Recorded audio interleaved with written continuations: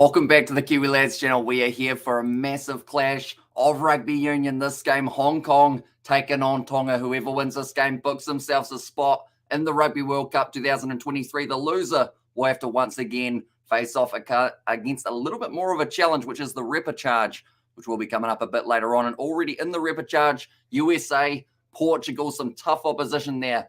And also if Hong Kong wins this, do they make the Rugby World Cup? They certainly do. And they would be able to book themselves a spot in France, which is only just around the corner. And also, I think if you're doing commentary on the so-called smaller matches, you might not get as many views, but it bring a lot of joy. I've been watching rugby and wanting it to grow since the amateur days, says Jeff. And that's the thing. This game for me is huge because at the end of the day, someone's dreams of making it to the Rugby World Cup is about to come true. And only about 7 minutes' time is when this game will be kicking off. It's going to be exciting. It's in Australia. So I guess you could call it slightly neutral ground. For this matchup, we're going to quickly rotate the camera a little bit. We did have George here for an NRL live stream a bit earlier on, hence why the camera was a little bit off to the side. But I will show you guys the starting lineups and reserves for these two sides. I will mention straight away, I haven't seen a huge amount of Hong Kong play, which is why this matchup is going to be so exciting to see some of these guys that I've never seen before. It gives me slightly New Zealand versus USA vibes of the fact that I had never heard of half of that USA team. But then once I did hear about them, I was looking out for them each and every week. But this is the Tongan starting lineup that they have gone with in this contest. It is a strong one. Fisi Ahoy, Saula Mali in the front row, and then it will be Ben Tamefuna. He will certainly be a handful for any of these sides that he goes up against, let alone a side. I mean, that's the thing. I haven't seen much of Hong Kong's front row, but if they've got a big loose head prop, that is certainly what they're going to need to counter Ben Tamefuna. Then it is going to be Fafita at number 4, Sam Lausi at 5, Halafanua at 6. Then it is Solomoni Funaki. He's been very impressive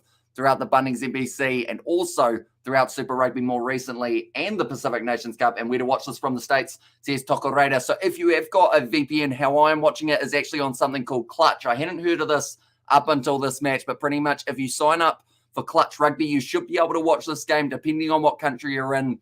But you may need a VPN, but you can get it for free if you set yourself to Hong Kong and then sign up for the subscription. So I do recommend trying out that, see if it does work for you. If you have got a VPN, that is exactly how I am watching this one. But if you are in New Zealand or Australia, you can pay $4 for New Zealand and $8 for Australia on that website to be able to watch the game. Watching from hospital, ready for some rugby, sees Xavier. So hopefully anything hasn't gone wrong for you. I thought you were watching on Stan. I was initially going to sign up to Stan, but then someone mentioned about Clutch Rugby, and I thought I might as well give it a go for a different streaming site, see how it does go and what games they have got available. By the looks of it, they cover quite a few sports on there. But Sione Havili will be at number 8, then Sanatane Takalua at number 9. William Havili does play for Moana Pacifica. He will be there at 10 for Tulipaia, the Highlanders, number 12, with Tamapo on his outside. Then Tuatavuki out on one wing, Tima Whaiananuku out on the other, and then it will be Vienu slotting in at fullback. But now we look through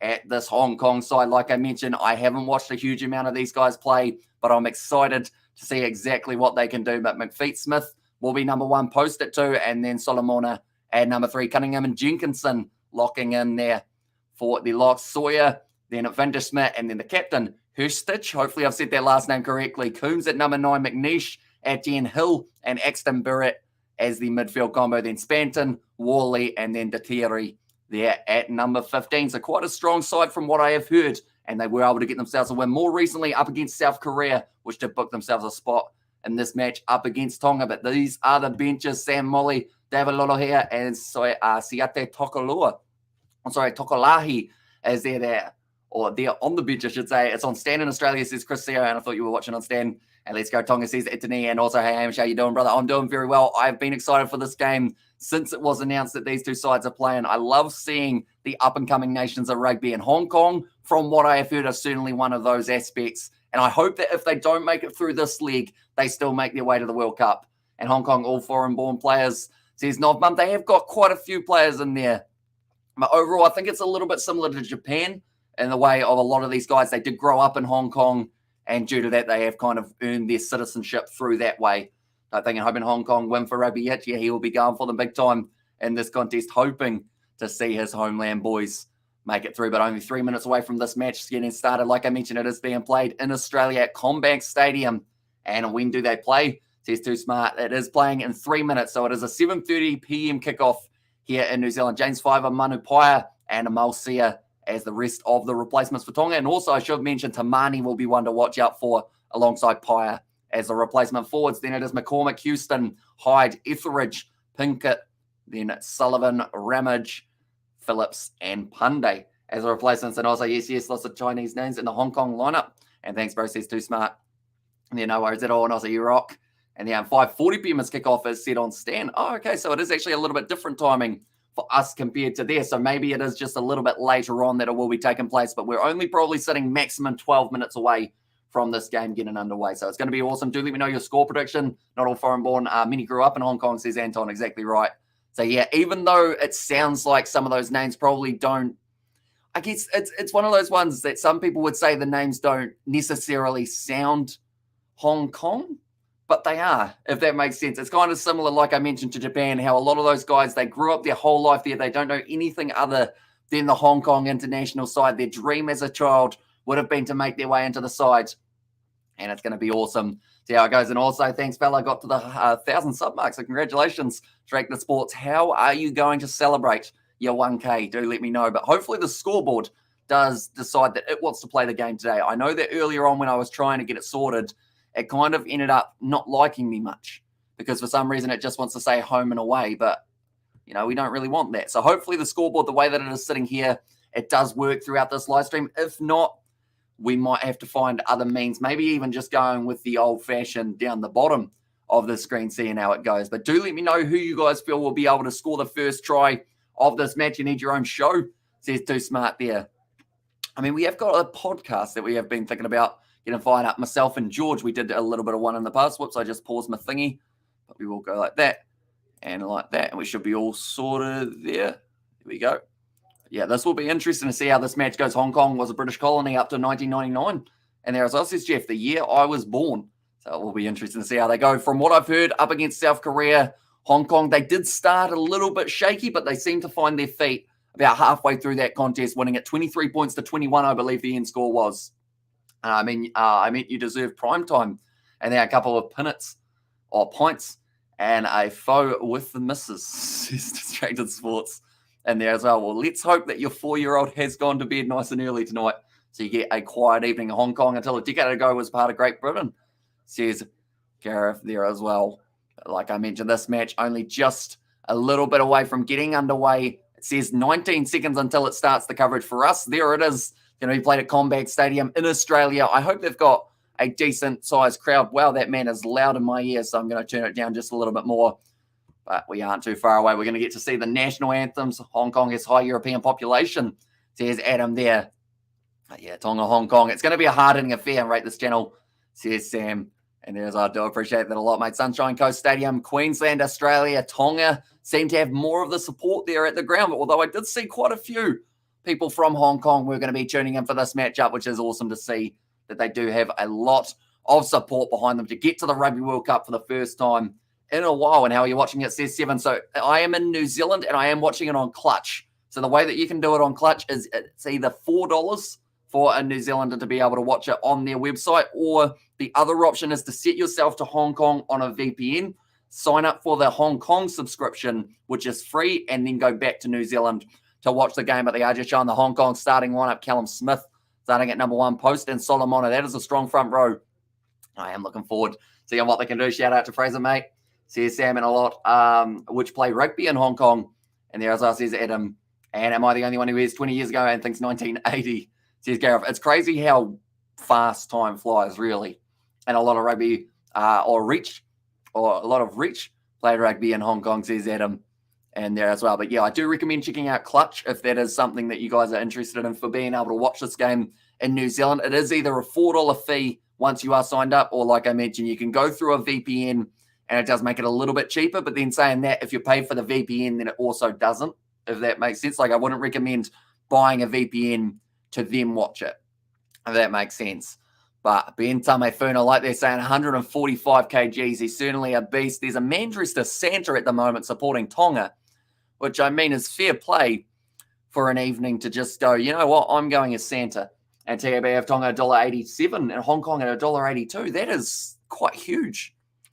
I would have thought they would come in a lot more as favourites, Tonga, because the thing is, They don't have they don't have Israel Folau. They don't have Malakai Fekitoa. They don't have Charles Piatel, but they've still got a strong side. Yes, Tonga didn't get themselves a win throughout the Pacific Nations Cup, which I think is what the TAB might be basing it off.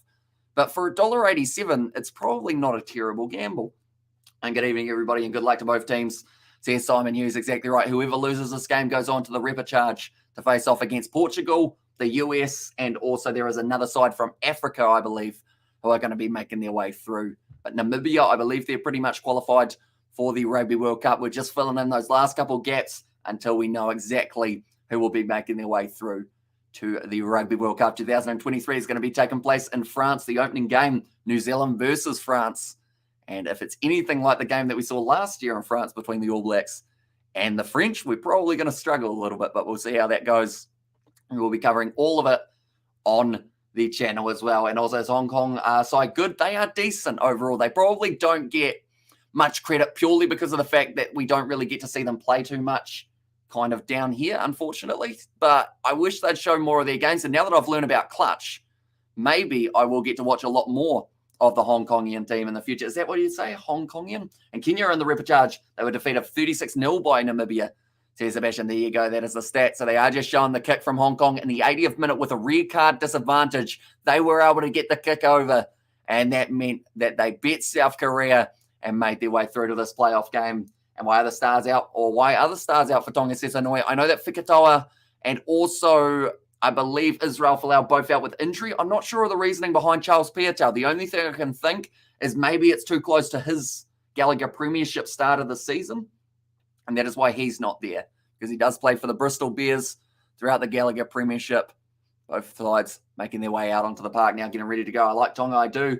But if it lets go Hong Kong, you need a win, says Gareth. And Tonga are paying $1.87 to win by 23 plus, says Sal there. And got 10,000 New Zealand dollars on Tonga, says Sam. So you are very confident that they are going to be playing well. The thing is, if Tonga play like they did in the Pacific Nations Cup, it's a bit of a mixed bag. And Piatel only signed up for 2 games. But he only played 1.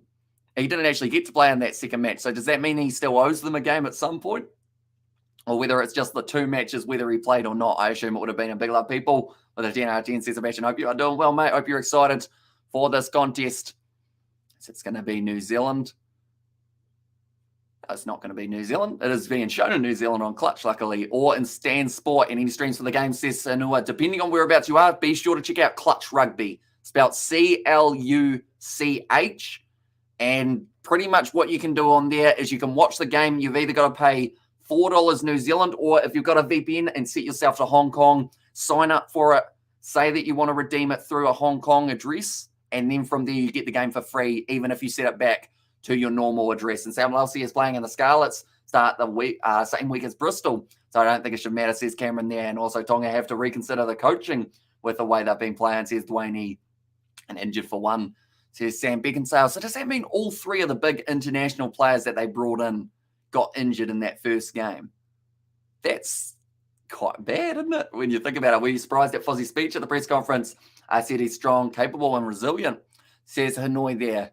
I mean, it's one of those ones that a lot of people will believe it when they see it, and we haven't really seen too much fight from the man yet. But hopefully there is some fight just around the corner. But Hong Kong's national anthem has been sung, which now means we have got Tonga and also David member for 11 months. And there as well, says Sebastian, does that mean he's got a message that's come through? One moment. We will go like this.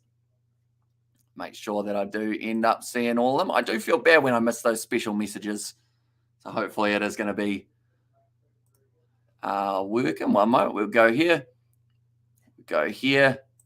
Here as well. Almost there. Luckily, they are doing the Tonga national anthem at the moment, so there is no rush at this point in time. There will still be the haka just around the corner. And David, member for 11 months, getting very close. Oh, yeah, it just comes up with it, doesn't it? So, yeah, thank you very much, David, for your huge support over the last 11 months. And look forward to seeing you get yourself that shiny diamond badge in only a short amount of time. But the Tongans, they are fired up for this game. Ben Tamefuna, that is a man you don't want to make angry, ladies and gentlemen. If you haven't heard of his name, you will certainly know him when you see him, because he is huge and dangerous. And how's the crowd looking? A little bit lighter than some of the crowds we have seen overall in terms of numbers, but still looks like it's a decent crowd for Tonga. for Hong Kong. In fact, that Sunshine Coast Stadium side actually almost has a grandstand full for it. And also, you've spent that much money in this game, says Gareth.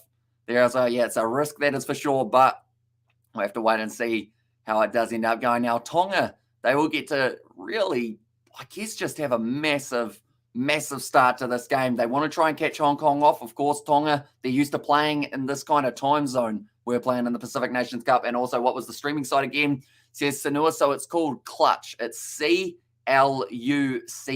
If you type in Clutch Rugby, that will be probably your best bet of getting it. And I think it's clutchrugby.tv or something. Clutch.tv. In fact, while I'm at it, for anyone who does want to watch this game, I do recommend going like this. And what did I just do? There we go. So that is where you can watch the game. And Portugal should win effortlessly, in my opinion, for USA, Portugal, and Kenya.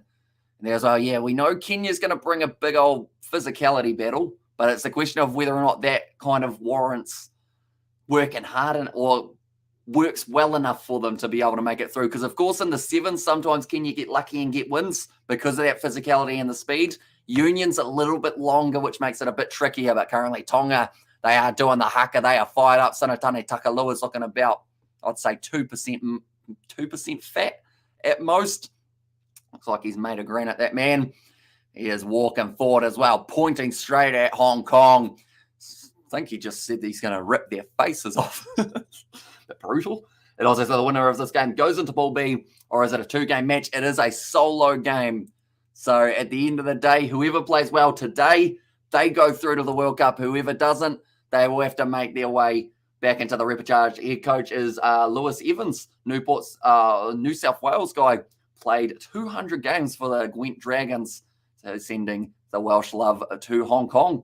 And there, or Newport. Is Newport South Wales a place as well? Because I know in Australia we've got New South Wales. So maybe Newport South Wales I don't think I've heard of, but it sounds like he was a very experienced man. So we'll have to wait and see how it goes. Like they're mentioning, it is a qualifying match for the ages coming Hong Kong. There's rugby hitch and let's go Hong Kong. There's no man's land there as well. But now Tonga, they will be receiving the kickoff. Hong Kong kicking off. Oh, I'm nervous for both sides, to be honest. Damon Murphy, he will be in charge of this game. That will be one that hopefully we do remember for a long time. And so this is do or die almost. It pretty much is whoever wins this, books themselves a spot. Whoever loses this, they have to wait a little bit longer before being able to make their way to that Rugby World Cup. If they make it to the Rugby World Cup, that is. Anyone who is new, be sure to leave a like and subscribe. We have got the Hong Kong flags from Sebastian. Will Hong Kong actually be allowed to play at the Rugby World Cup with the sanctions on China? Says Gareth, I believe so. But they will be first of all focused on making their way to the World Cup, kicked off by Hong Kong. And Tonga doing nicely taking that one. Oopsies, one moment. We're going to go like that. I've already made my scoreboard disappear, but if I go like this and like that and then like this, is that going to behave? No, one moment. We'll go like this and like that and like that, maybe. Okay, the scoreboard only goes to 1 second. That is kind of weird. So we won't actually have a timer for the scoreboard, I don't think. It will more than likely just be what the score is in the contest. So I do apologize about that. I will keep you guys updated with it, but the scoreboard has decided it doesn't like me. Hong Kong is British. China, I can kindly piss off, says Sebastian. And also, someone said there's no sanctions on China, but already a penalty going the way of Tonga. William Havili will be kicking this one downfield into touch. Pretty good kick. And about 40 meters out now, it will be the line out in favor of the Tongans. They want to start this match well. Like I mentioned, if they start well, they normally continue well. But the thing is, they've had an 18-3 lead up against the opposition in the Pacific Nations Cup. And in the end, they did end up losing that game to Samoa, which is something they will not be too happy with. But that is going to be now thrown in. Tonga hanging on to this ball just inside of the half of Hong Kong and final scores. I think Tonga take it by 7, but I wouldn't be surprised if they are able to get themselves an impressive victory for the Hong Kong. Is it actually, I need to know this, Hong Kongian? Is that what you would say for someone from Hong Kong, or is that wrong? Do let me know. Now passing back across, Sione Havili has the carry forward. He did play for the Crusaders throughout Super Rugby. William Harvey goes back now to Fatuli Pai, player for the Highlanders and Super Rugby. And also, where can we see the live score? Says Grant, so the best bet for being able to watch this game is actually on Clutch TV. That's already a try down the wing. Tima Whaiananuku puts it down, and that is his first try for Tonga in his Tongan career. He did have his debut at the Pacific Nations Cup, but now he has been able to get himself the try. Hong Konga, says Matt, and Hong Kongese, and there as well. And also, is the game on Sky? It is sadly not, but you can watch it on Clutch if you're in New Zealand. It's probably your best bet for being able to follow along with this contest. But that is a brilliant try. William Havili did the draw and pass to Tima Whaiananuku. Great step on the inside. I think in Hong Kong they speak Cantonese. And I know, lads, but the Brits were there first, says Sebastian. And also the money, says Sam. It's a nice try. And what we will do is we will go like this and we will go like that. There we go. You guys will actually get to see me updating the scoreboard as we go throughout this one. Oh, they want to check for a knock-on at the base of the ruck. This might not be a certain try for Tonga. They were just about to take the kick. I believe William Havili was just trying to rush it along a little bit and say, you know, we don't need to look at this one. And in French, they call it Hong Kong, yes. And hopefully I've said that correctly. Damon Murphy, the referee in charge of this contest. What will they be deciding? There's possibly a knock-on at the base of a ruck against Sonatane Takalua.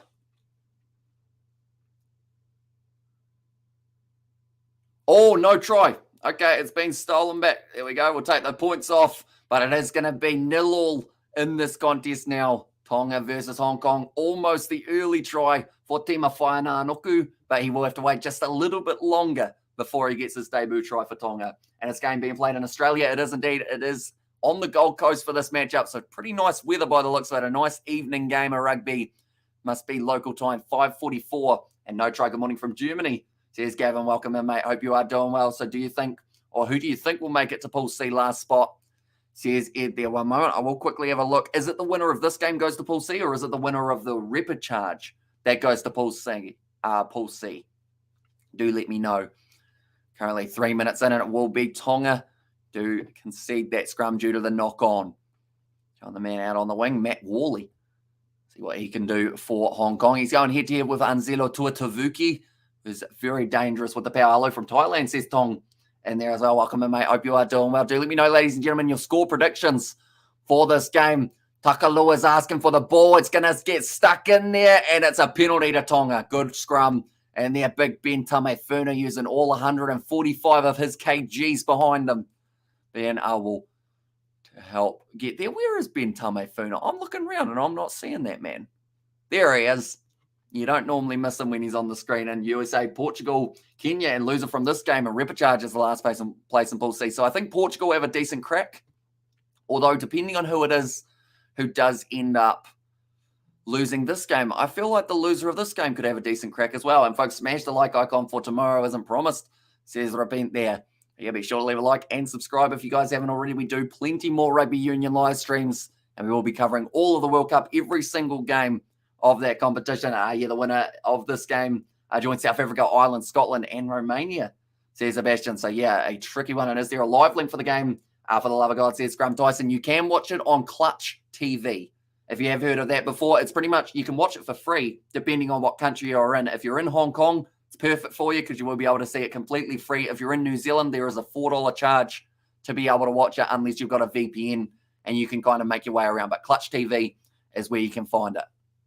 Now, Sam Lausey takes it nicely, trying to get this rolling ball going for Tonga. Driving Solomoni Funaki this time has gone in, and that will now be the first try of the match for Tonga, and winner will join Pool B, says Tom. And also would like to see an All Blacks tour in Asia, although we know how that would end up, and All Blacks or All Black neutral games in Asia, says Dwayne. That would be quite cool. I know that they've recently fired up the New Zealand 15 side, or the All Blacks 15. Why not have them head over to Japan, Hong Kong, Malaysia, all of these smaller nations, and just give them, I guess, a bit of a run round, really. At the end of the day, yes, they might be one-sided affairs, but I would love to see just those matches taking place. At the end of the day, the best way to get better, hang on, Potential obstruction. This might not be a certain try, ladies and gentlemen. What are we looking at here?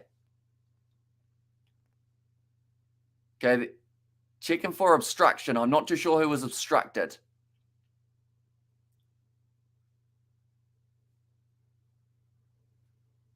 Oh, okay, the ball is detached. It's going to be another no try. Maybe. So they detach, and I'd say Portugal, our favourites, will be a good look on the USA to not qualify, or wouldn't be a good look, the USA to not qualify with them hosting in 2031. Right, they're checking the truck and trailer penalty possibility here against Tonga. Is this going to be another disallowed try?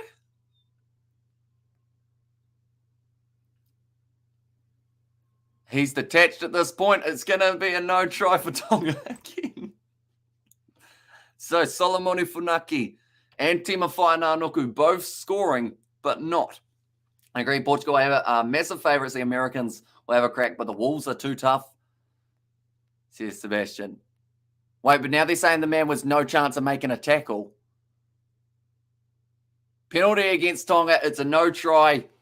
Once again, there is obstruction. So Tonga will have to watch that discipline early on because they've already had those two disallowed ones. One was for a knock-on, the other now for obstruction, and no try times two. And I just learned Angus Gardner as the ref for the first ABs versus South Africa game. And there, as I says, Gareth, and also need to see a better view. Says Sotia there, Clutch TV, your best bet to be able to watch this game. You can watch it live for free, and you will be able to see all the coverage on there depending on what country you're in. But it was Solomoni Funaki who almost got himself the try. If there talk about expanding, or isn't there talk about expanding to 24 teams for the World Cup to justify USA being in? This is what I read, but it could be nonsense. Says username. I think it's been long overdue to go up to 24, just because a lot of people do want to see more of these smaller nations getting a chance. That's not saying USA are a small nation by any sense of the word. They're absolutely huge in terms of land mass, but yeah, I think they want to make it even bigger. And the thing is, some have even rumored 32 teams might eventually make their way into the Rugby World Cup. And bro, talk too much, says Sotia. That is kind of what commentary is. But now, about to go for the box kick, Jack Coombs puts the ball high. And that one has gone into touch. Didn't get a huge amount of distance on that, but now Tonga will have another opportunity just outside of the Hong Kong 22. And Portugal versus USA will be a cracking game to watch, says it was Cameron. And also 24, so there won't be groups of 5 anymore and not me watching the game on Facebook stream, says Delaney in there as well. But yeah, I guess 24 seems like a bit of a middle one because, like, for me, 25 makes more sense to have the groups of 5, but then 25 doesn't make sense because you get 10 groups, don't you? Or you get 10 teams in the top. So the only way to really do it is either expand it more to 32 or change up your group sizes so there's only the 4 groups and you get just straight quarterfinals again, I guess. So it would be maybe 6 groups or 4 groups of 6, I guess it would be 32. Now, it's interesting to see what kind of countries we could be seeing against the usual teams, says username. Exactly right. You may end up seeing the likes of, I guess, all of the sides in the repercharge you'd like to think would be there. 6 groups of 4, I've heard. Oh, okay. So 6 groups of 4 gets you 6 groups of 4. So how would that work? Top 2 get through, okay, to a round of 12. Round of 12. How would you cut down on a round of 12? Everyone plays each other. Top 2 qualifiers? No, I don't know how you do that for 12. And also, I'd like to see Malawi against Ghana in International Rugby Union. It is exciting to watch developing countries play the game. Rugby Union World Cup must be expanded to 24 teams in the future. Grow it. Exactly right. At the end of the day, the more young players that you get around the world playing rugby, the better. And with the 24 competition, do you have 6 groups of 4? You have a round of 16 before the quarterfinal in there. So I guess the way that I would think of it, that would make... it's tricky because I was going to say the way that would make more sense is to have 4 groups of 6. Top 2 sides go through to the quarterfinals. But that would be tricky because then you're looking at like solid teams missing out to make it to the quarters, and they do a super pool. Top 4 don't play qualifiers. Okay, so they're going to have like the extra qualifying. I guess it's almost like a second chance for the big teams, isn't it? Which I feel like smaller nations won't be too keen on, just because it gives them like a second crack or a rest to be able to stay fresh for the later games? I guess. Maybe it's a lot to think about, to be honest for it. Now, scrum going down in favour of Tonga. Just a little knock on from Coombs there for Hong Kong.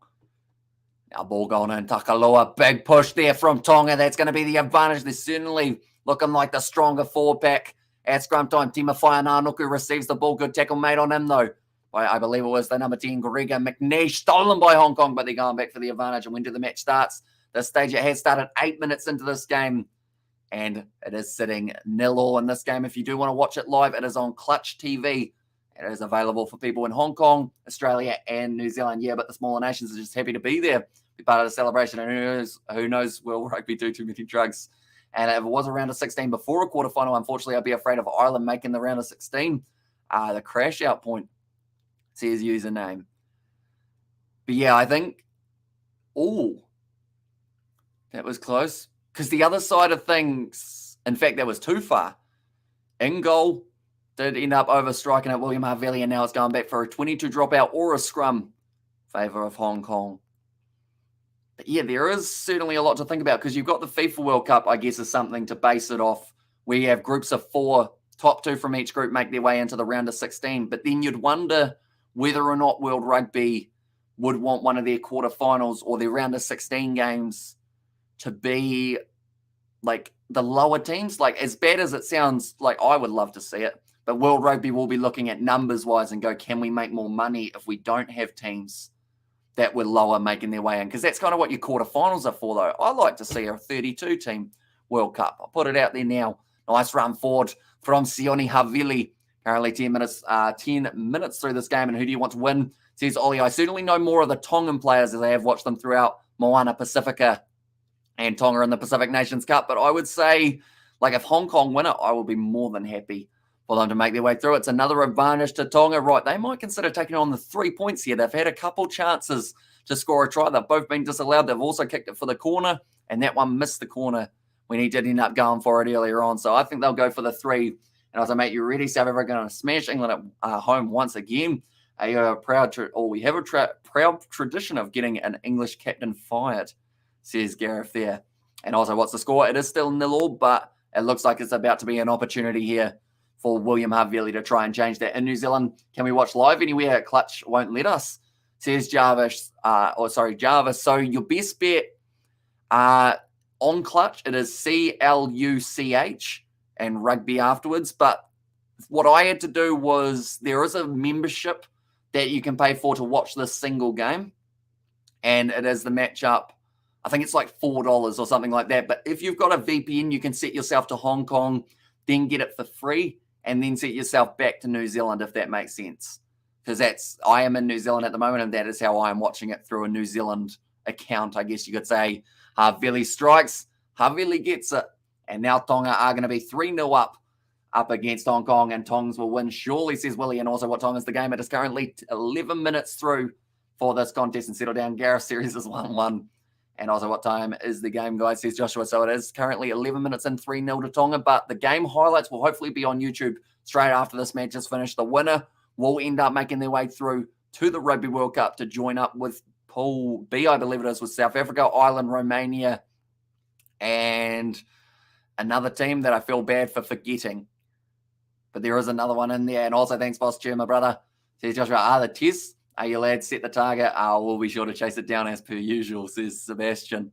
And yeah, hopefully we will be able to cover some of those test matches when they do end up coming up. But now, nice work here. It is the big man, Thunder Schmidt, on the halfway line for Hong Kong. He's got some serious size to him for an open side flanker. It's still going to be just available. No, it's not. In fact, Hong Kong might have just lost that ball in the breakdown, and so Ula Mali's been able to take it back for Tonga. Around the side, Ben Tamefuna, he's knocked that on, and it will be the scrum to Hong Kong. Hong Kong, wouldn't mind losing and going through to the final qualifying place competition, as they have previous experience of it in the past. Of the United States are not guaranteed to qualify, says Boulders and Steel. And I feel like their win, or there will be an upset by Hong Kong, says Richard. And at the end of the day, Hong Kong is still only down by 3 points. There's been 2 disallowed tries, which are massive for Tonga, because they could have been sitting on over 10 points by now, if not closer to 15. But because they've been making those mistakes, the thing is, Hong Kong is still in this. We saw how they won up against South Korea. That final minute kick in the 80th minute was absolutely insane,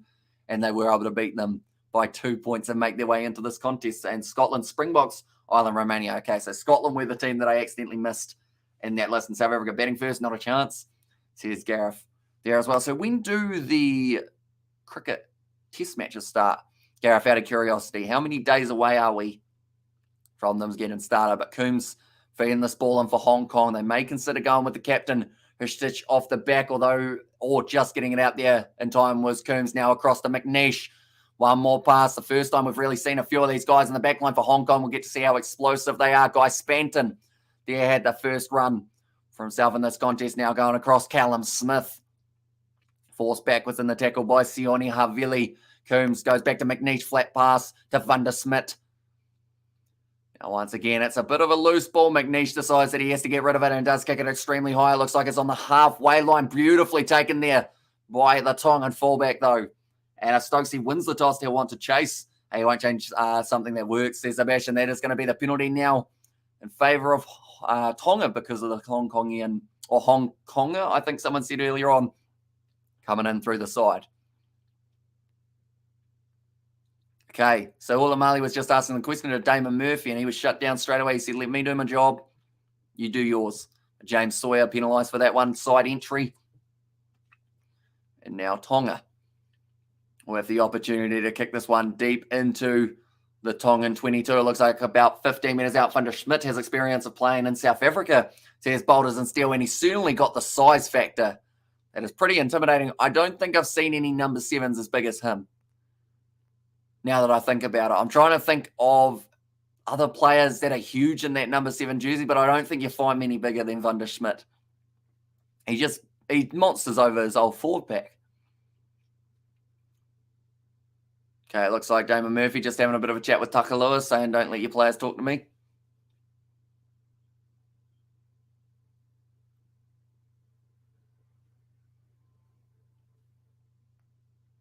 Okay, Tucker Lewis asking for a penalty when the players aren't rolling away. Ben Tamefuna goes over to have a chat to him. I feel like Damon Murphy's smart. He listened to Ben Tamefuna, because if you don't listen to Ben Tamefuna, he could throw you off the rugby field. And now line out. Going the way of Tonga Seulamai.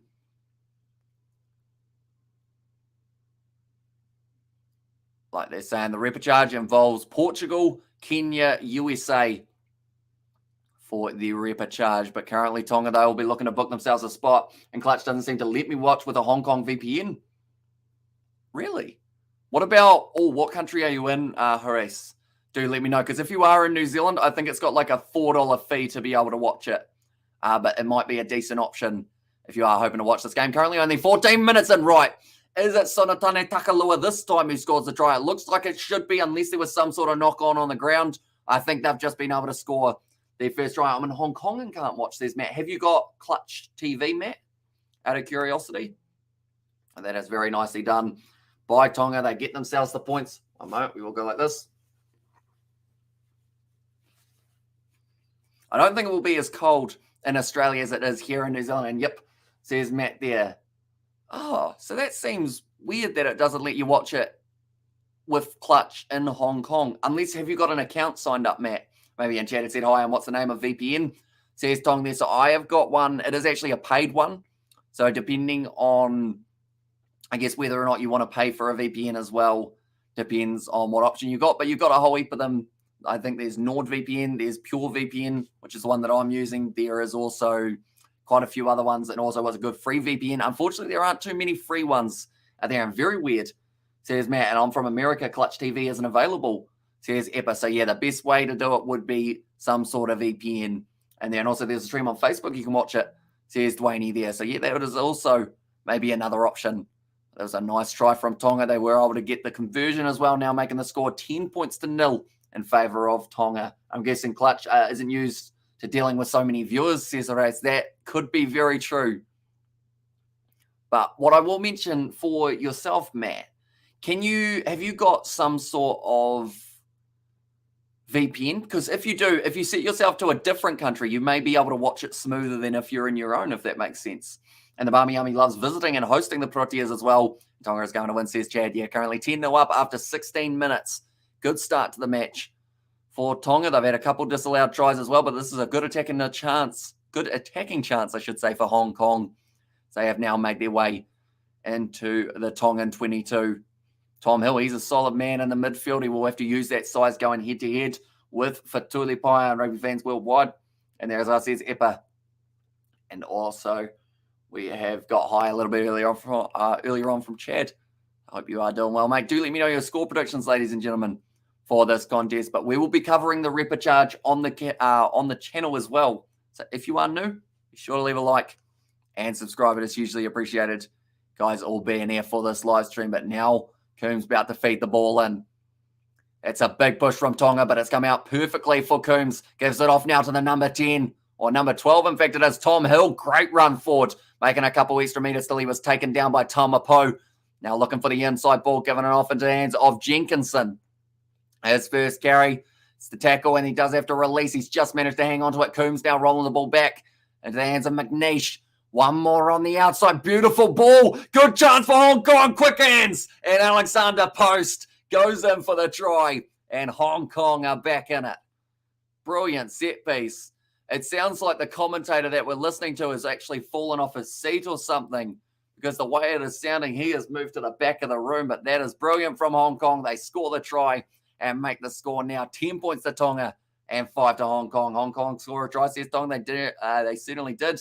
This is weird considering it is the first time Hong Kong are playing against Tonga and their ranking is closer. So they should have faced each other in the past, but at least they are playing today, says Boulders and Steel. And how long until halftime, says Sal. Currently, we are sitting 18 minutes in, so still another 22 minutes left. I think Tonga will crunch Hong Kong, go Tonga, says Ryan. And someone on Facebook page, alive from the stadium, says Tong. And 30-7, says Chad. Okay, they're not checking this try as well, are they? I wouldn't have thought there was anything to check. Believe it is going to be the try, right? That is good news for Hong Kong. I was thinking for a second they were going to try and cancel that one as well. Alexander Post scores the first try of the match for Hong Kong. And now a tough kick from the touchline for McNeish. It's gone away to the right-hand side. Hit the distance, just not the accuracy. So it's 10 points to 5 now between Tonga and Hong Kong. Very nicely done, though. But this back line was silky. Axton Barrett went on the outside to Matt Worley, and then one more to Alexander Post. Saula Mali led with his head, tried to stop him from scoring, but that wasn't happening, I should say. Hamish, you reckon could ever do a whole day of tests, says Gareth. We have in the past. We actually, I think for the Ashes, we covered, I think it was about maybe 80% of the test match, other than one session, I think was the only one we missed for the Ashes. But we have done full days of tests in the past, depending on the time zones as well. Sometimes they are easier, such as those Australian ones. They're normally pretty good because they happen during the day over here, whereas one that's happening in England or Ireland or anywhere like that, normally the sleep schedule gets a bit buggered. But we do try our best. As long as the voice is still going, we will try and get through full test matches in the future as well. Now, Tonga have got this one. Sanatane Takalua fielding it out the back of the ruck. Almost a little knock on there on the ground, but Saula Mali gives it back to Havili. Bounce past to Taumapo. What can he do? He's got space on the outside. Gives it off to Sione Havili. One more to Tuatavuki. Just runs straight over the top of Axton Barrett, but he has gotten into touch. Fun fact, my old PE teacher was in the Hong Kong men's 7s and 15s team. Says the Big V8 show. That's pretty awesome. Your old PE teacher, was he in Fiji, the Big V8 show? Out of curiosity, and Ashes in Australia versus Pakistan, you covered pretty much the entirety of the test as well, says Sebastian. And up to Hong Kong, says Ollie there as well. Yeah, it was as soon as we got into rugby and cricket overlapping that really, I guess, stopped the full day matches, I guess you could say. And Kiwi Lads, who do you think will win, says Chad? I said Tonga by 7, but Hong Kong are bringing it to them at the moment. Sione Havili, nice ball on the outside initially to Tuatavuki, who bumped off Axton Barrett, but he went into touch in the end. And because of it, it does mean that it is going to be the line out for Hong Kong. And Jamie Hood says Hamish, and also Hong Kong seem cohesive, while Tonga feels like this might be an easy win. I'm nervous because Tonga can change the game with an unnecessary red card. Let's go Tonga, be smart. And that's the thing. For their close game up against South Korea for Hong Kong, they had a red card. So it's something to watch out for. Jamie Hood is the name, says the Big V8 show. And I was here for those tests. Did I ask some questions, says Gareth. And there I was like, nah, not too bad. I'll say this, Gareth, we have had questions that are a lot more tricky to answer overall. In fact, I'm going to have a look to see when that test match has taken place between England and South Africa, because if it doesn't overlap with South Africa versus New Zealand, who knows, maybe we could cover it for the full day or just take that little bit of a break while they are on. But I see that international England versus South Africa still taking place.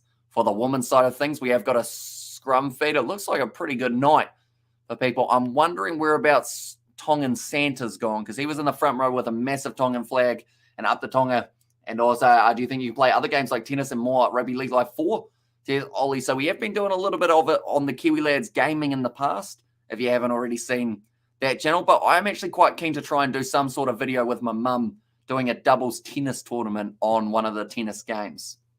So hopefully we can get that going soon. Hong Kong having nothing to lose, so they'll be wanting to throw the kitchen sink today. They can't be written off. The Hong Kongers will be hungry to make their first Rugby Union World Cup. Exciting, says Boulder Steel. Exactly right. And g'day, bro. The fullback for my youngest brother's team at Northcote. Hopefully I've said that correctly. College back in the day.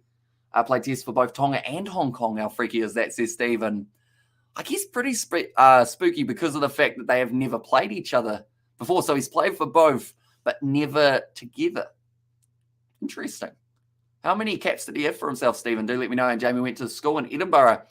And there says Hamish. And first session, mission dad. Second session, mission mum. Third session, mission George. And try match point. And play Rugby Challenge the other day. It was much better than Rugby 22, says Xavier. Definitely if you do like Super Rugby. Ben Tamefuna once again winning the penalty at scrum time.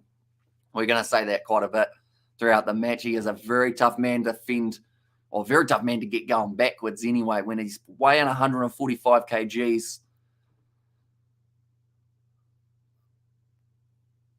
Okay, that we were just saying about how someone was trying to pick the ball up, and now it's going into the corner, 10 meters out now. But initially it was Coombs who did end up feeding the ball in. Takalua, he's trying to really cause a nuisance at it and better gameplay. Gameplay better on Rugby Challenge, says Xavier there. Looking through at the test matches, where are we? We're in July currently.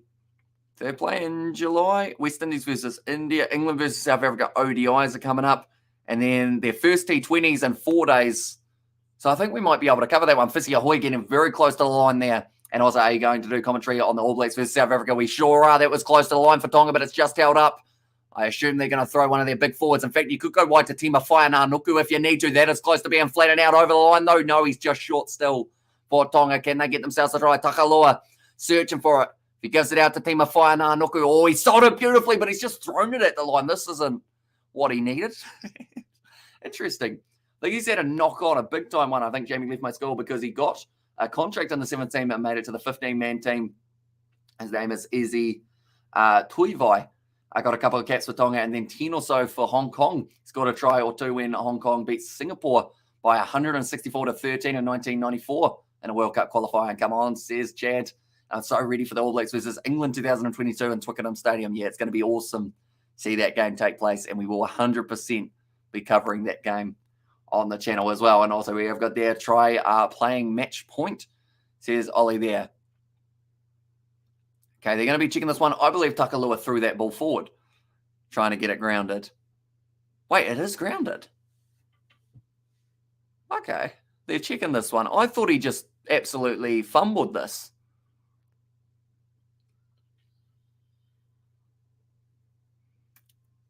He hasn't lost control. There's downward pressure. Where? Where is the downward pressure? Wait, so we haven't got any more replays? It's a try for Tonga. Well, don't know about that one. It's going to be 15 points to 5 in favour of Tonga. They said in real time it looked like he knocked it on. We're going to need a slower replay. Did he get it down here?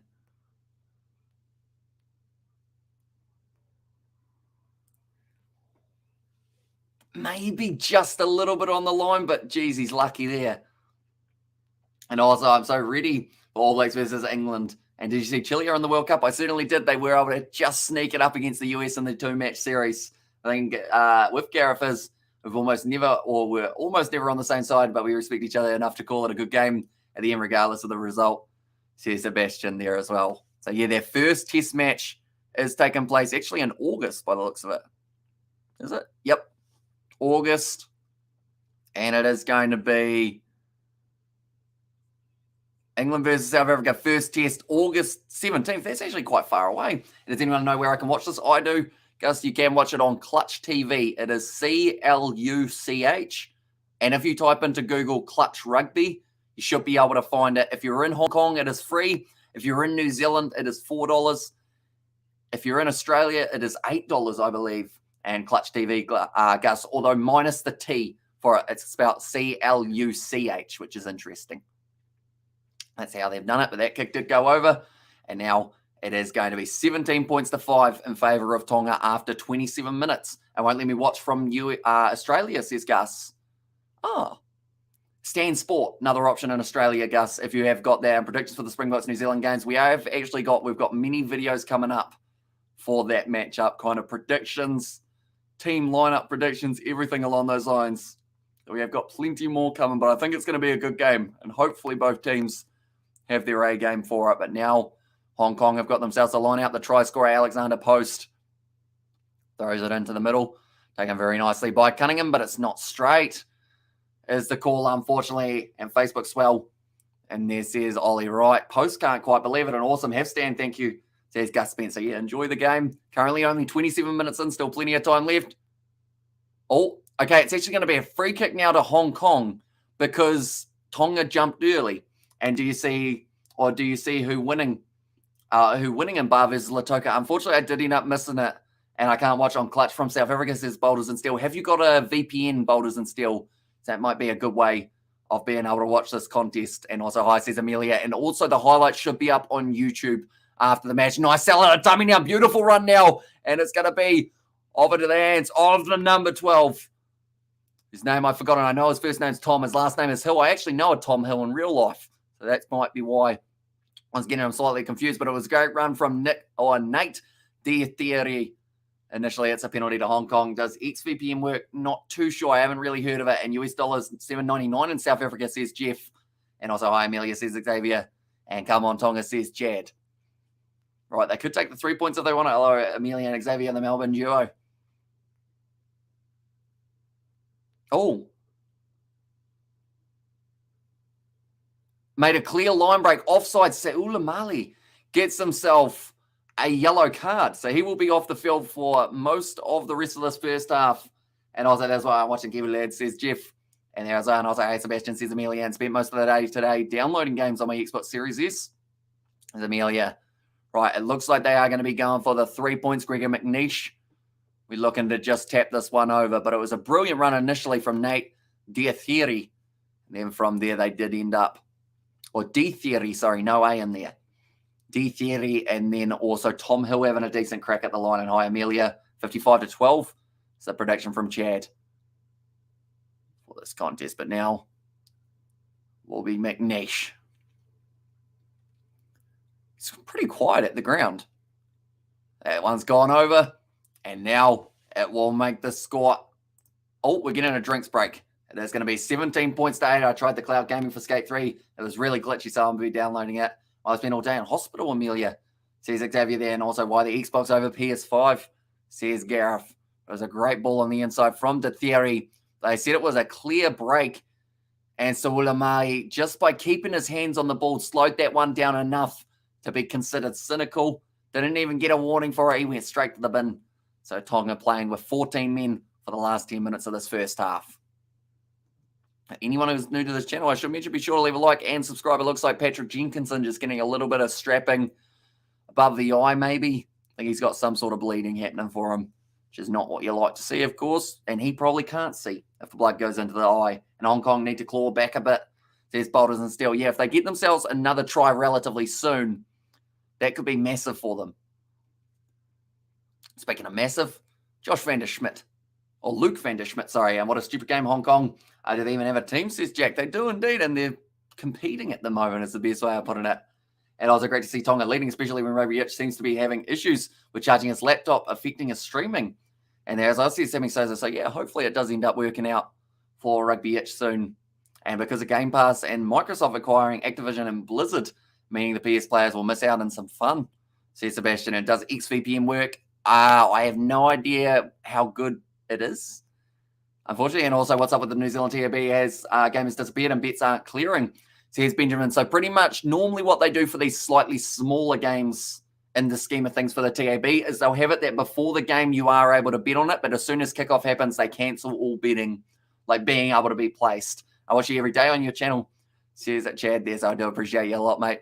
That one, it's going to be kicked in behind from William Haveli, looking for the 50-22. Hasn't quite worked out for him. Nicely taken by McNeish. And now has to kick it for the touchline. Instead decides to have a run and now pass it across to De Thierry. One on the outside. Nice run forward. Worley. There's another crack. Hong Kong trying to keep this one going forward for Hong Kong. This is not the Asian Rugby Championship. So here's Sammy Sosa there. Now a nice step from McNeish. Once again, almost caught a little bit high. For that one, I've got up to 4 months of Game Pass Unlimited, or Ultimate, and a buttload of games downloading. I'm subbed, says Jad there. I'm watching the NRL and you as well, says Ollie. And yeah, of course, the Sharks currently playing in the NRL up against the Panthers. That is a good game. Will you do any specific content around the Sevens at the Birmingham Commonwealth Games and the Sevens World Cup in September, says Zach. I'm glad you asked because we are covering both for that one. So we are certainly going to be busy next week. The Commonwealth Games just around the corner. We are covering as many games as physically possible for those matches. I know that New Zealand's first game's up against Sri Lanka. Fiji, I think they've got Malaysia in their first match, but we will be covering it. Tonga are playing, Samoa, New Zealand, Fiji, Australia, South Africa. It's going to be awesome, and we will be covering those games on the channel. Sevens World Cup, we will also be covering a majority of it. And what game after this, says Robert? I think the game that has taken place after this for League is Storm versus the Rabbitohs, but I'm not too sure whether or not we will be playing that one. And yeah, Gareth, PlayStation, kiss Warcraft goodbye, says Sebastian there. And also we'll add voice chat ideal for cricket collaboration. They announced it recently. Do you know whenabouts they're going to be bringing it up? Sebastian, do let me know. And also Rugby Itch stream is stuffed, says Xavier. So hopefully it does end up fixing itself for him relatively soon. It's Takalua now inside of the 22. Oh, it's a big knock on from Solomoni Funaki, picked up nicely by Jenkinson and kicked back downfield from Jenkinson. Or in fact, it was McNeish that time. Tonga cleaning up inside of their half. Vainu tries to step around the tackle. He's just shunted off Matt Worley. Takalua asking for a little bit more cover. It's going to be going back for the initial penalty to Tonga. A mate of mine said he'd rather play on Xbox 360 than current gen. Our next big one, our next gen, because the games are extremely cheap and more fun to play, says Amelia. And also watch your rugby ship video. Oh, championship video, I think that is. From it was Jad there. And also we have got there when you're going to try then you were going to try Broncos game next Saturday, says Robert. And yeah, if we haven't got the Commonwealth games overlapping, we will try our absolute best to be able to cover that game. I know you are very keen on the Broncos and we will try our best get one of their games. I think they actually play the Warriors relatively soon, don't they? They are actually checking something else for the TMO here, but the clock is still on. Cunningham is the man who's penalised. James Cunningham at number 4. Got a bit of a mustache going. Kind of reminds me of a combination of Kyle Mills and Jeremy Thrush, if anyone knows who those two are. But it looks like William Haveli will be taking on the 3. Robertson and Schmidt been talking. Leon also heard it here first, says Sam. And also, can you play Cricket 22? We bought it the day it came out. I bought that game. But, I don't know why I never played it. I think it was because I tried to play it and it broke. Or it didn't break, but my Xbox was like, you need to update it. So I updated it, and then it was like, you need to update it. So I didn't get to play it straight away. And I think from there, I kind of half-by gave up on it. But now it's on Game Pass. I am still yet to play it. But I think the first time I'm going to be playing it might be with one of our subscribers, maybe. And he knows who he is. And also, they only play Tigers, Storm, Roosters, Eels, Knights. And also, we have got there, how are you doing? And where is your friend tonight? Says the caller there. So he has actually gone home. I think he was going to be having some tea. So he has got work early tomorrow morning. It is Sunday in New Zealand very soon. But he is going to be working on the yam harvester. So that is why he has gone home a little bit earlier on. But hopefully we do get him round in the near future as well. Nice short ball, brilliant work from Tonga. And now it's going to be about a 3-on-1. All they need is the pass to work out. It's over the top. It was close to flat. Tamapo dragged down. And the tackle after receiving the pass from Solomon Funaki. William Havili going sideways. He's been ankle tapped. And a good one from Gregor McNeish's opposite number. Now going forward. Fafita tries to have a crack. Now Takaloa once again going across. It's going to be Fatulipai. Goes for the cross kick to it. Tavuki waits for the bounce. It wasn't favourable. It does go out. And Cricket 22 works perfectly now. No issue with it whatsoever. And it's also on Game Pass. Save some cash, says Sebastian. Although I do already own it, unfortunately. So, yeah. I did end up buying it for like the full price when it first came out. And I still haven't played it. That seems slack, doesn't it? It's also, oh no, I read that one. And also, when do the Commonwealth Games start? I believe they start on the 28th of July. The sevens will be taking place between, I believe, the 29th and the 31st of July. And we will be covering as many of those games, like I mentioned on the channel, as possible. In fact, with 4 minutes left of this first half, once it's at halftime, we will let you guys know exactly when those matches are taking place. For Tonga, will be one team that we look at for the Commonwealth Games. Also New Zealand, Samoa, Fiji. I think the women's games are first, opening with Australia versus South Africa. Be quite an exciting one. And Fiji versus Scotland being an intriguing contest. As I don't know, I should have slagged you off for purchasing it at launch. Yeah, I was a silly goose, wasn't I? Definitely for a game that I haven't played yet. Like, I'm going to have to make sure I make the most of it. If it ever leaves Game Pass, I'll be like, haha, I've still got it though. And then everyone will be like, yeah, but Cricket 25's out, mate. One's going into touch. And Tonga will have themselves another line out here. And time says Vincent currently 37 minutes through. I do apologise that we haven't actually got the time on the screen. Unfortunately, technical difficulties for our scoreboard decided that it didn't like me too much. But yeah, currently 37 minutes through this contest. And we have got 3 minutes left of the first half. And what other games are you planning to play? We have got quite a few. Sports games are one that I'd like to bring back on the channel a little bit more. Me and Mum actually did a few rugby league and rugby union gameplays in the past, which would be kind of cool to do. All goods, mate. There's Joshua there. Nice pass off now to Sione Havili. Stepping around McNeish. And he's close. He's a metre short round the side. Fisiahui. They're going to be checking this one once again. And who's got the ball and where's there? Joshua. It was almost Fisiahui, the Tonga number one, going over the line for a try. Are they claiming it? Okay, I should mention Tonga are currently on 20 points as well. I hadn't updated the scoreboard. Might be another one for Tonga and bring back Rugby Challenge career mode. I'm very keen. Very, very keen, because I have got a couple ideas of different teams I'd like to do the career modes for. And the thing is, the career modes are nice and easy. You know, you've got 22 episodes, unless you do the All Blacks one, maybe. Could do an All Blacks one. Oh, it's a no try and it's a knock on. The third disallowed try for Tonga in this contest. And do you know who won against USA and Chile? I do indeed. Chile have made their way to the Rugby World Cup. USA going to the repechage after missing out by 1 point in the aggregate across the two games. And rebuild the Rebels, says Xavier there. And can you make some more Rugby Challenge 4, says Chad. We'll look into it. I certainly have got a few plans coming up. And they're planning to merge the Pacific Nations Cups with other comps together for Tier 2 teams. From what I've heard recently, don't know if it will happen next year, says Semi Souza. And thank you for the stream. Can't watch here in the US. Says Fussy there. So hopefully you have been enjoying it. And at the moment, still the 12 points difference. It was extremely close to Tonga getting themselves another try, but just narrowly missing out. I think Fisiahui, well, they did actually say that Talatui, Sione Havili Talatui, that is, did end up dropping that ball. They've been talking about having an American Pacific Asian rugby competition, says Simon. I mean, if it gives these lower teams a chance to play each other more and more, I would be 100% behind it. And we would definitely be covering it on the channel as well. We did the Pacific Nations Cup, North versus South, says Chad there. Yeah, they haven't actually done a North versus South this year, so maybe we do need to see what we can do there. It's a nice run forward from Tom Hill. Just outside of their 5 metre line here now for Hong Kong, and it looks like they will be kicking this one high with Coombs. Instead fires it back into the pocket to McNeish. Those two have been very prominent throughout this match and also coming Hong Kong. So there's a rugby itch there as well. I heard that you had some charging difficulties, rugby itch. Is it working any better now for yourself, mate?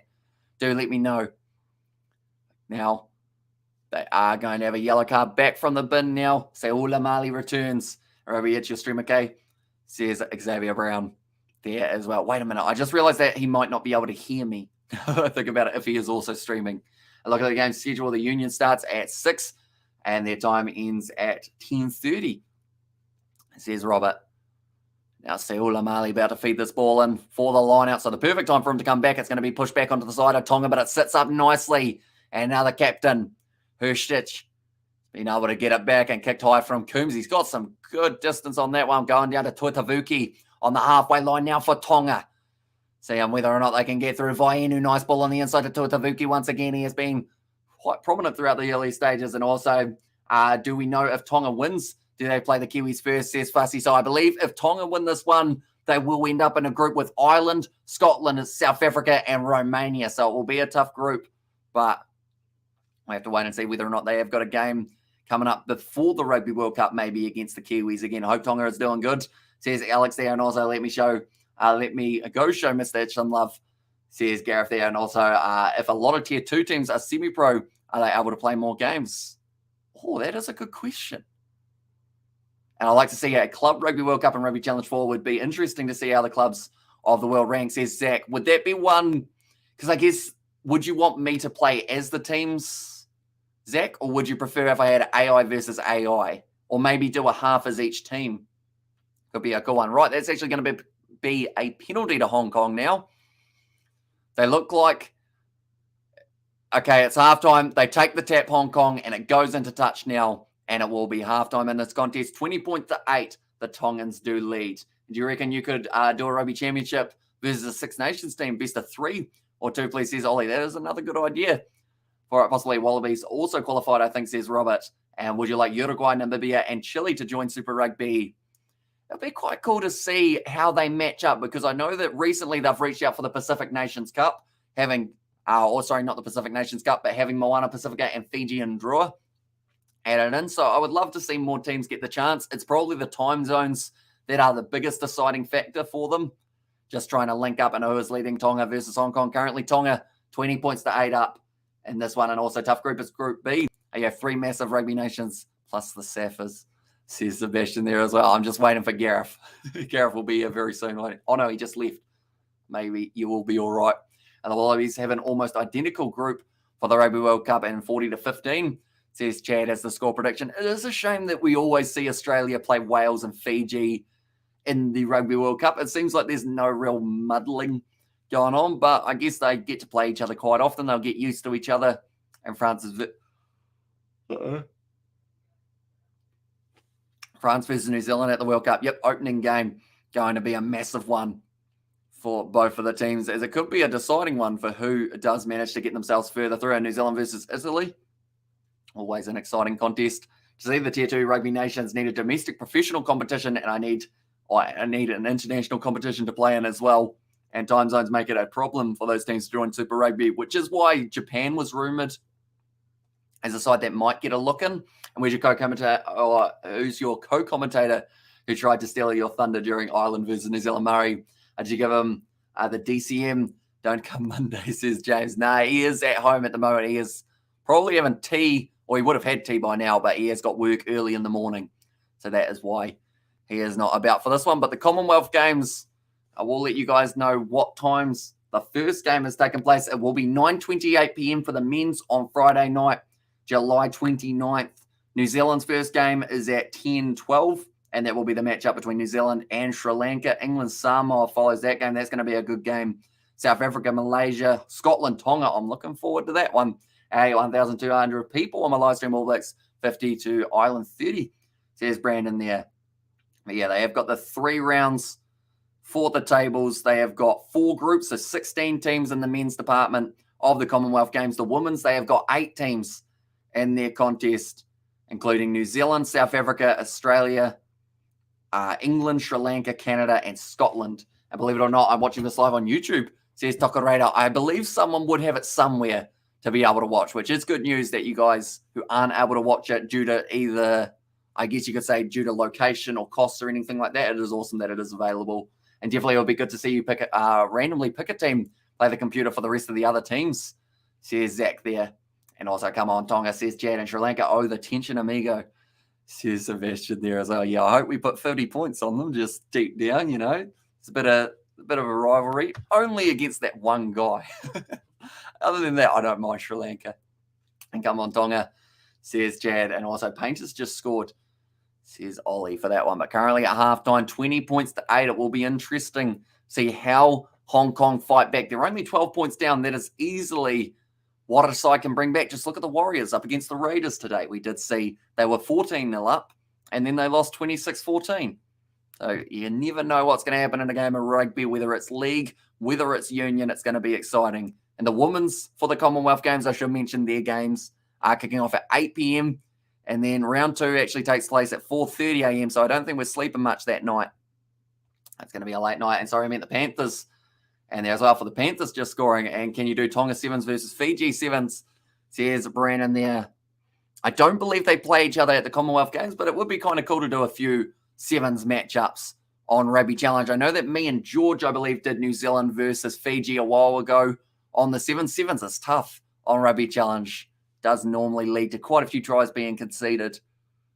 They are just showing the chances that Tonga have had. They've had many of them throughout this half, and we'll be covering the Rugby League World Cup. We certainly will. That will be over on the Kiwi Lads Sport channel. So if you aren't already subscribed to that, be sure to check that one out. It is our other channel where we do actually do a little bit more of the Rugby League side of things. First match for that Rugby League World Cup, I believe, is taking place at 2:30 a.m. on the 16th of October. And we will be covering that one and cannot wait for the Commonwealth Games. Yeah, I'm looking forward to it. I hope that we can cover not just the Sevens, but a few other sports as well in the process. Because at the end of the day, the Sevens, it's 3 days. Commonwealth Games goes for about a week and a half. So we've got plenty of time to be able to cover sports on there. And also, who do you want to win? Says Chad, I know the Tongan side a lot better, but from what I've seen from Hong Kong, they've got some good fight. And then for this contest, and you do 3 games of Rugby League at 9:20 p.m. in there as well. Says Brandon, I think we will be missing that one. Hey, it's Eddie Jones. What's he doing there?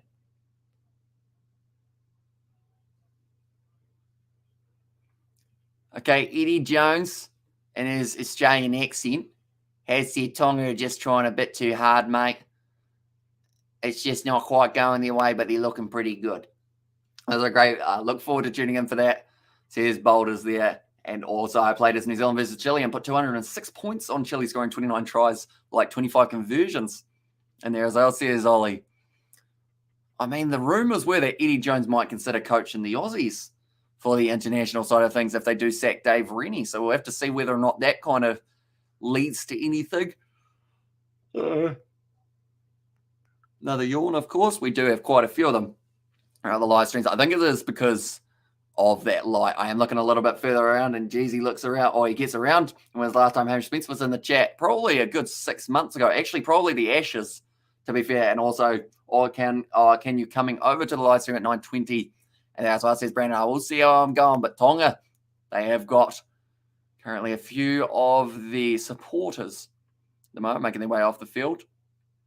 Alexa, which now means that the second half might not be too far away, and we're pretty dumb, or we'd be pretty dumb if we sacked Rennie, says Amelia. And should they get rid of Foster, says Ollie? It is a big question, and a lot of people have been asking it for a long time. I'm pretty good at sitting on the fence for most things. That one, I did actually have a video I wrote a whole script for it, and just before I hit him, says Avish there, and did not expect to see Eddie, says Dwayne. So yeah, I guess he's decided he's going to stay over there for a little bit longer. Okay, so it's dedicated to community sport for Clutch. Stream your team, share your passion. And there's anywhere, anytime. Every stream, support your team. Now that's Clutch. I just gave them like a whole big promo. I should get in contact with them and see whether or not they are keen for some sort of like sign-up thing. How it's like if you use code KiwiLads, you get such and such off your first purchase. Who knows? They might be keen. And I reckon they give us Scott Robertson to coach the All Blacks. I don't know. I think he's more keen to coach the Barbarian side and destroy the All Blacks 15. Looking at that schedule, you will have Broncos game, says Robert there. So one moment, I will have a quick look at when the Broncos do be playing. Where are we? The NRL. Currently Penrith versus Cronulla Sharks. Pretty close. And that one. So next week, Broncos play the Tigers at 9:35. That was the Saturday night, wasn't it?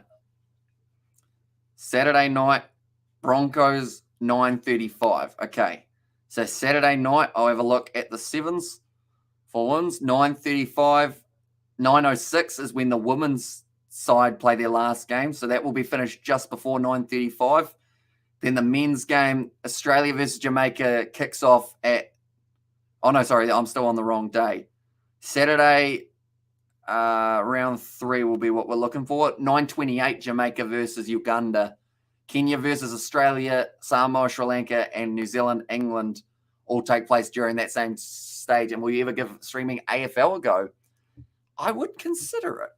If you guys were there as well, just to help me out, because I know that I have very limited AFL knowledge, so I would need a bit of help there. If you can't beat them, join them. Or I can't join them, beat them. I got that rather wrong way. And also we have that halftime 20-8 for Tonga. Says Jeff there, yeah. Currently a nice lead for Tonga. 12 points difference between these two sides, but that is only 1 and a bit tries away from seeing Hong Kong fight back into there. I'll obviously be there. Says Amelia, who's your team in the AFL, Amelia? Do let me know who would be the best team to watch out for in the AFL, because I think they actually cover a majority of it in New Zealand. I think we get maybe like 5 games around or something like that. There were quite a few, I guess, gashes on the face of Patrick Jenkins in there by the looks. So he had a cut up there, cut down there. He was bleeding flat out, but he was loving it. And also we have got there, could you play like COD World War II or so something?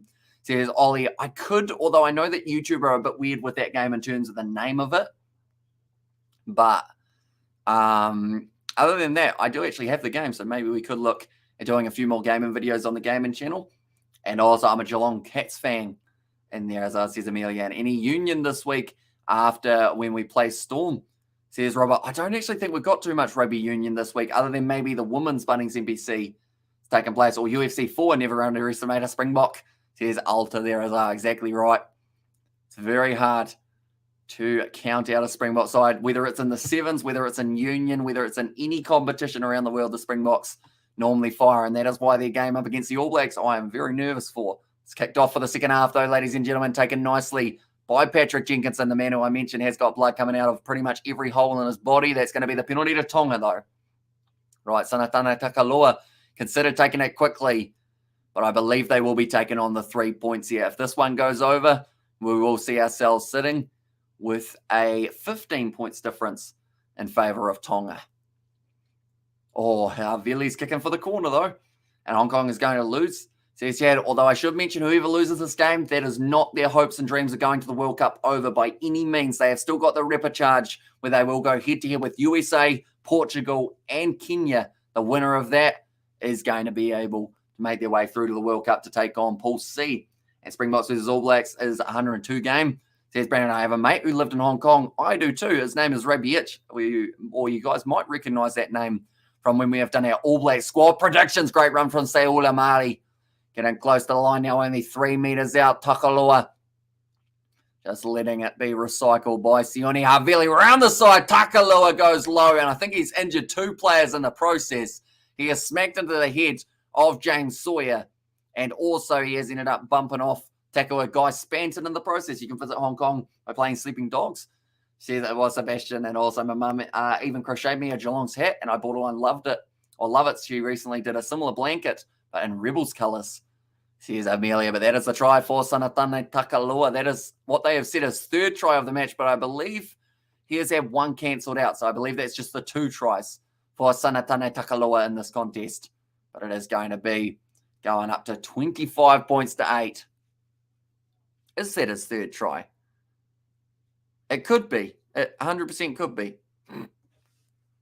One moment. We'll go here.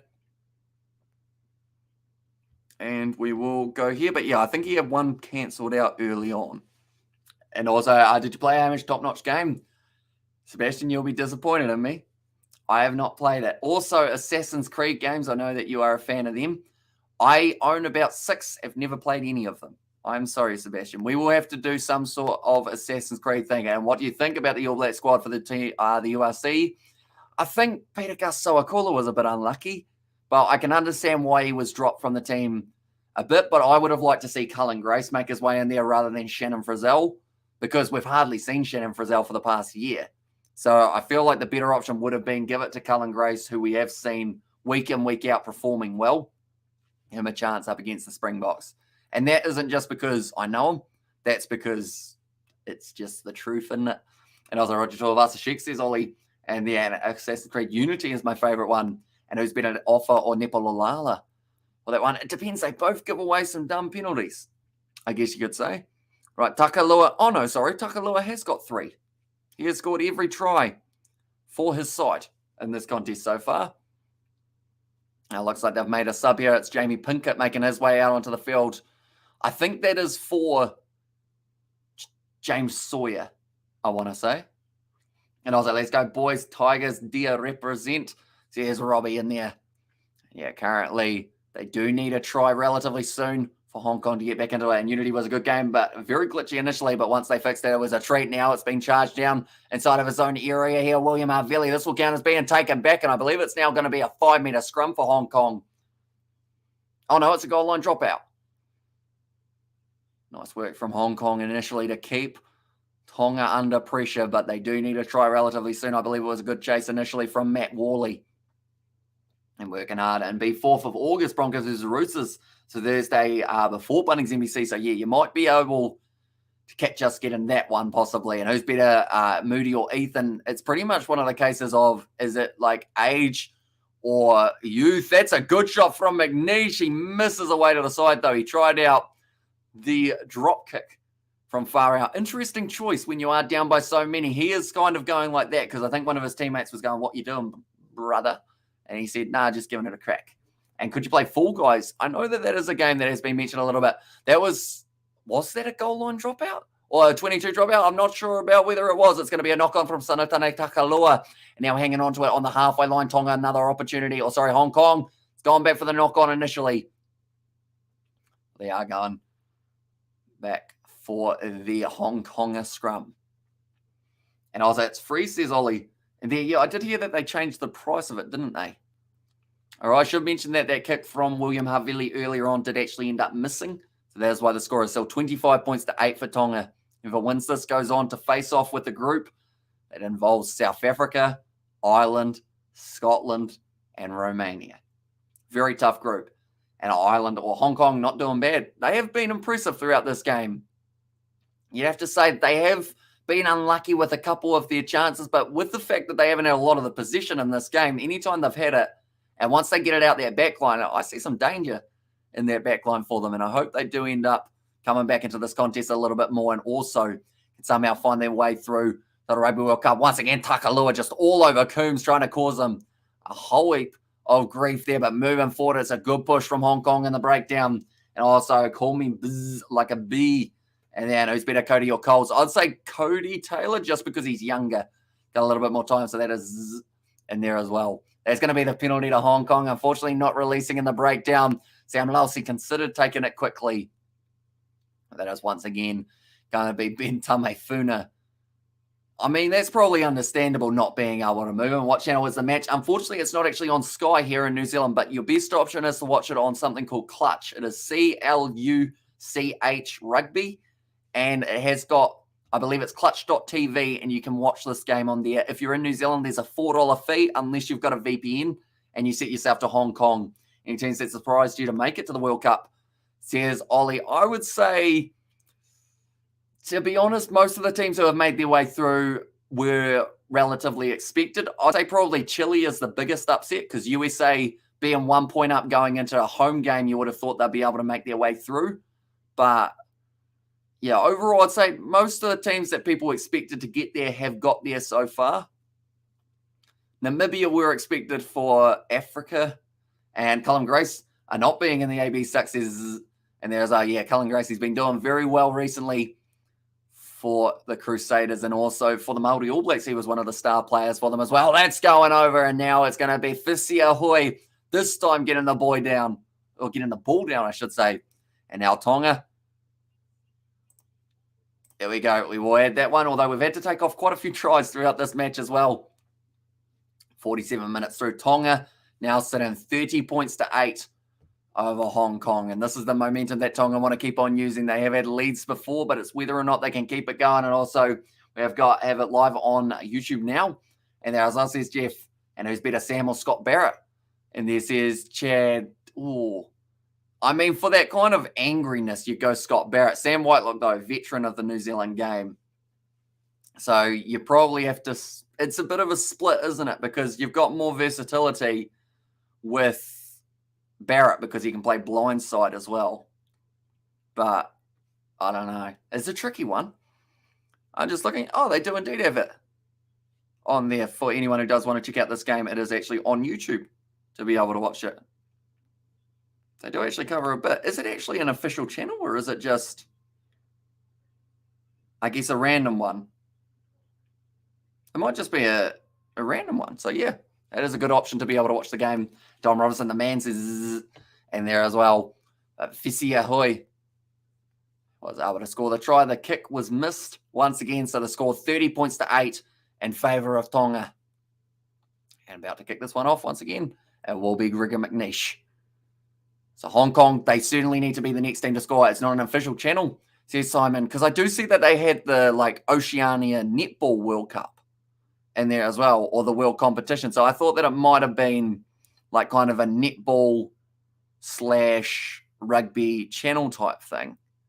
But yeah, they don't really have much information on that. It'll be gone soon. You can't keep showing footage for too long, says Sebastian there. Although at least with being able to show the footage, at least people are able to watch it. I know it sounds weird to say because really, in a way, they are our competition. But at the end of the day, if the game is available to watch, I highly recommend you guys do get to see it. How many hours a week on average are you live streaming, champs, says Distracted Sports. So this has probably been one of our quieter weeks, and we're probably only going to be streaming for about 8 to 10 hours. But on a busy week, we did all of the international games of rugby, which included 6 games a day. So I'd say on an average week, we probably get between 20 and 30 hours of streaming. And then on other weeks, in terms of video-wise, we still have normally quite a few videos going up as well. Although we haven't had as many this week, but we've got a few more based around the All Blacks coming up relatively soon. So a bit, I guess, is the best way to describe it. We do probably sit here in this chair longer than we should. But I have actually got a cushion on it. That is something I didn't mention. I did get a cushion for the chair to sit on, which is nice. And they had the South Korea versus Hong Kong on YouTube last weekend, says Mysterion. Yeah, I think they actually had that one on World Rugby's channel, didn't they? Because I feel like World Rugby's missing or dropping the ball a little bit, not being able to have so many. And also you need comfy chairs or comfier chairs, says Distracted Sports. Yeah, it is something that we have been looking into, trying to work out what the best way is to get comfier chairs that fit inside of the green screen as well, since it's not too far behind us. Either we need a wider green screen or comfier chairs, or both, hopefully, eventually. But now Tom Hill passes back McNeish, sorry, sells the dummy now. Nice pass on the outside now. This is looking dangerous, guys. Spanton up to the 25 meters. And Hong Kong, good attacking opportunity here. And I'm sure your buttocks is appreciative of the cushion. And we know, Simon, at least we watch the Pua Katol live stream for now. So that's right. And there as well, says it was Jeff. And also there, sorry, Kiwi Lad, says Jeff in there as well. And also, hi, what's up, says Ezra, welcome in, mate. And are you live streaming again today? We were initially going to be doing the NRL, but because George came in early, we decided to do that one rather than doing the later game between the Storm and the Rabbitohs. Me and Dad will probably still watch that game off live stream, and my buttocks is huge. Says, and there as well, nice run from Tonga now to Tavuki down the wing. Oh, it's a brilliant ankle tap. That is one of the cleanest ankle taps I have ever seen, but he got straight back up to his feet. It pretty much wasn't an ankle tap. It was just a leg sweep of the thigh. And I was like, okay, there's Ezra there as well. And from Ireland. And then now it's going to be the scrum to Hong Kong. So Tonga, they've had a few little mistakes, but this ankle tap of Tua Tavuki was, like I mentioned, it was just a leg sweep. It was as if there was some sort of inflatable, one of those inflatable arms that swing around that you got to jump over. I want to see this one again. Tua Tavuki, though, he did very nicely initially. They're showing the Hong Kong break initially. Was nice work from Spanton. They did get the turnover after a little while. It's just that added pressure in the breakdown, the physicality of the Tongans. We knew it was going to play factor in this contest. The cross kick from William Havili as well. Out into the hands after the offload to Tua Tavuki. Oh, they didn't show me the ankle sweep. Like to the New Zealand fans, do not abuse or underestimate the coach. Keep your heads up high. And we're up on the AB, says Ezra there as well. And yeah, it was a brilliant tour of rugby, Ireland versus New Zealand. A tour that was built on respect and I guess acknowledgement for the other team's skill, did go not too badly. Now, Hong Kong good enough to get through the repechage. It's going to be tough, but they have done it before. I think someone mentioned the past they have made their way to the repechage, but it's going to be tough. Portugal, USA, and Kenya. I'm not actually too sure when those games take place either, but hopefully we will be able to cover them on the YouTube channel if they aren't, of course, already available to be able to watch on the telly. Now about to throw this one in. Siulamali goes to the front. In fact, that's actually Sam Molly. They have made that change not too long ago, 53 minutes through. And now Sam Molly, that looked like a good takedown from someone off to the side. I think it was Ben Tamefunu who decided to try and break one of the Hong Kong men in half. Now Tamapo waits for it to sit up. It doesn't quite sit up for him now, though. And as the time play says, Sam, we are sitting at 52 minutes through this match. Fozzie is the worst coach in the modern era, says Distracted Sports. And also, any more stream today, says Gareth. We have just got the... Oh, no. I think we don't actually have any more in this one. I think we will be... See, that's the thing. I wanted to do the NRL, but I think we will end up just watching it off the live stream, probably myself and Dad. But then tomorrow we might have NRL, or we may have some sort of live stream, even if it's just like a sit-down, chill-out session after a weekend of rugby. We might go if Africa beat New Zealand, and the next day says Sam. And also the unfortunate thing with Hong Kong is this is the second match in 4 years, says Simon. So yeah, it was always going to be tricky for them up against tougher opponents. We should mention they have been playing South Korea and Malaysia, etc., but they're just not quite of the level of a Tongan side with that extra physicality, the likes of South Korea, that is. Hong Kong, though, they've got potential, that is for sure. They just need more game time. Now, are they in the sevens? I don't think they were, but they will be in the Rugby Sevens World Cup, so I'm looking forward to seeing them in there. That's going to be the penalty to Tonga once again. The time it's for offside, and the final qualifying tournament will be played in November. So we're deciding where to play the tournament. It's rumoured to be in Dubai or somewhere in France, says Simon.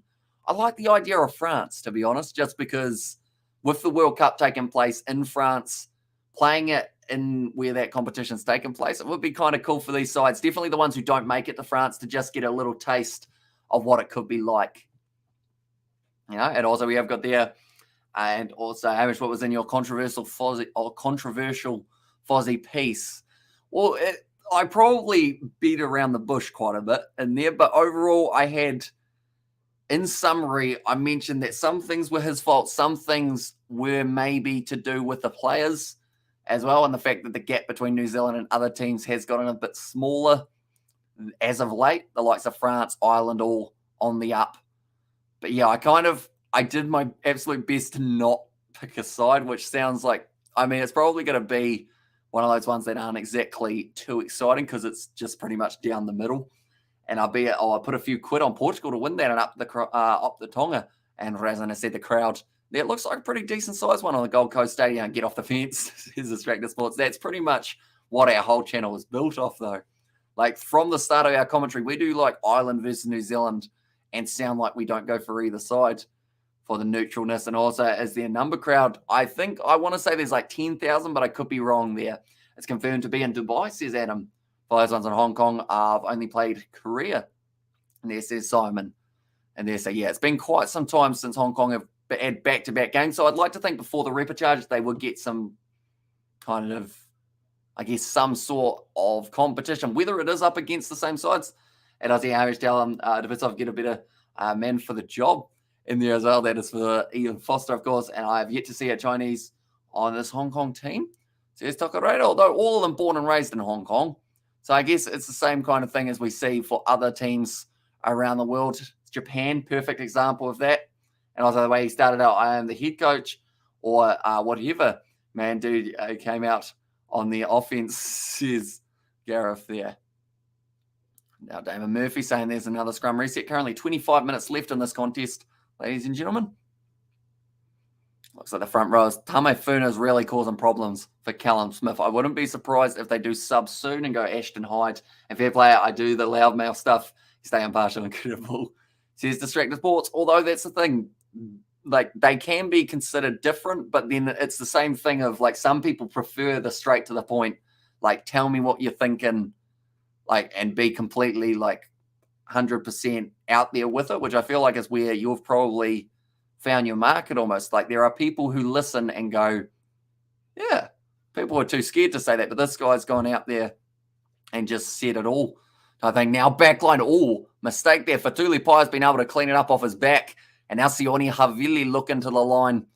Only about 15 metres out or so now for the Tongans. Another good run from Solomoni Funaki. Takaloa recycles quickly. Havili now to Fatuli Pai. He's put it down and he might have done an ankle in the process. And I was like, why is this Cameron? And yeah, that's why we should do a collab. But I am keen. See how it ends up going. I feel like it would be a very interesting one. And I guess we just got to pick a video. So I think, and also, what's coming, Māori? What's coming, Māori? I believe coming in Māori, Haere Mai it might be, or that's going to come to me. Etu is stand up. Inoho, I think it is sit down.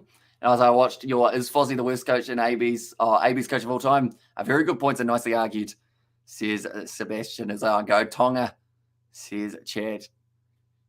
There's lots of Tonga currently. They have got themselves a 22-point lead. We're going to get possibly 1 or 2 more tries in this contest. I shouldn't be yawning. It's still early. But yeah, I think it's going to be yawning. It also doesn't matter. It's all right. Go Tonga. Thanks, champion. Says Distracted Sports as well. Now, Sonatane Takaloa. There's a lot of tension going on in those front rows. Hong Kong want to stop it, but every time Tonga get that big push with the weight advantage, what's the time, bro? Been no scores in ages, says Joshua. So currently we are 57 minutes through, and now it is going to be a penalty to Tonga, only 10 metres down, and it looks like Hong Kong might be getting close to a penalty and a yellow card, which you got to feel for them, because what can you do when you get in pushed backwards every time? And also, I personally believe Foster's rubbish. And the final repechage is in November. As far as I know, my ranking is Portugal, USA, Hong Kong, and Kenya. Don't see Hong Kong winning now, but they could do a Chile. Anything's possible, says Jeff. And also, we did have there, it doesn't matter, it's all right, go Tonga. Just Ezra there. And also at the Chiefs, he had a 50% win rate over like 5 seasons. Yeah, not the best run, is it? And also, what's a repechage in there? Well, repechage, says Gareth.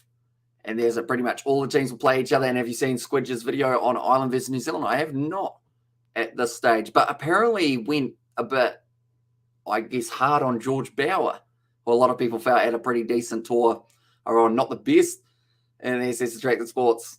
And also how many minutes left? We have got 22 minutes left in this one. And also, what is the crowd looking like? It's not too bad. You're probably looking at about 10,000 or somewhere around there. Oh, early push from Hong Kong. This is going to be trouble. I think one more penalty and they're probably going to end up getting themselves someone going to the bin, which will make it even challenging. Even more challenging.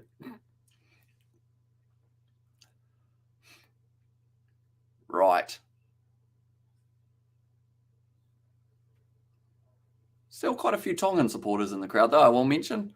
There was Tongan Santa earlier on, but I think he's put his flag down. Maybe he had to head off. And I was here, Squidge ripped hard on poor old Bauer. Squidge is the best in-game bearing Kiwi lads, of course. Or barring Kiwi lads, of course, says Distracted. Nah, he's got a lot more knowledge than we do. That is for sure. Nice run. Vienu goes in. And that will be another try for the Tongas. It is a pity this game wasn't played in Hong Kong, says Boulders and Steel. And there you go. I would have loved to see a 2-match one, similar to all of the other qualifiers, how it's like aggregate-based. Tonga score again, moving up to 35 points now. And a concept for Super Rugby would have a Western League Super Rugby Pacific teams and an Eastern League Americas. Each team plays all other teams once. Top 4 teams play each other, create the final set. That would be kind of cool. See how it does end up going, because that way you at least get to incorporate those teams, such as maybe a couple South American sides.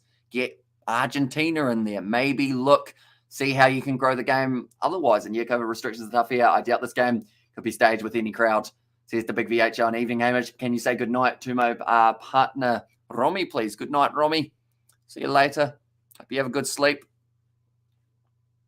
Here you go. World Club Cup, as mentioned by IRB Thoughts. I'm into it. Says Joseph, I'd love to see it. It's just a shame that we're going to have to wait till about 2025 for it to come in. Is Fekatoa playing in this? No, apparently he's injured at this stage, unfortunately. So him, Piatel, and Israel Folau all got injured in the very first game playing for Tonga, which, I mean, is a bit rough, isn't it?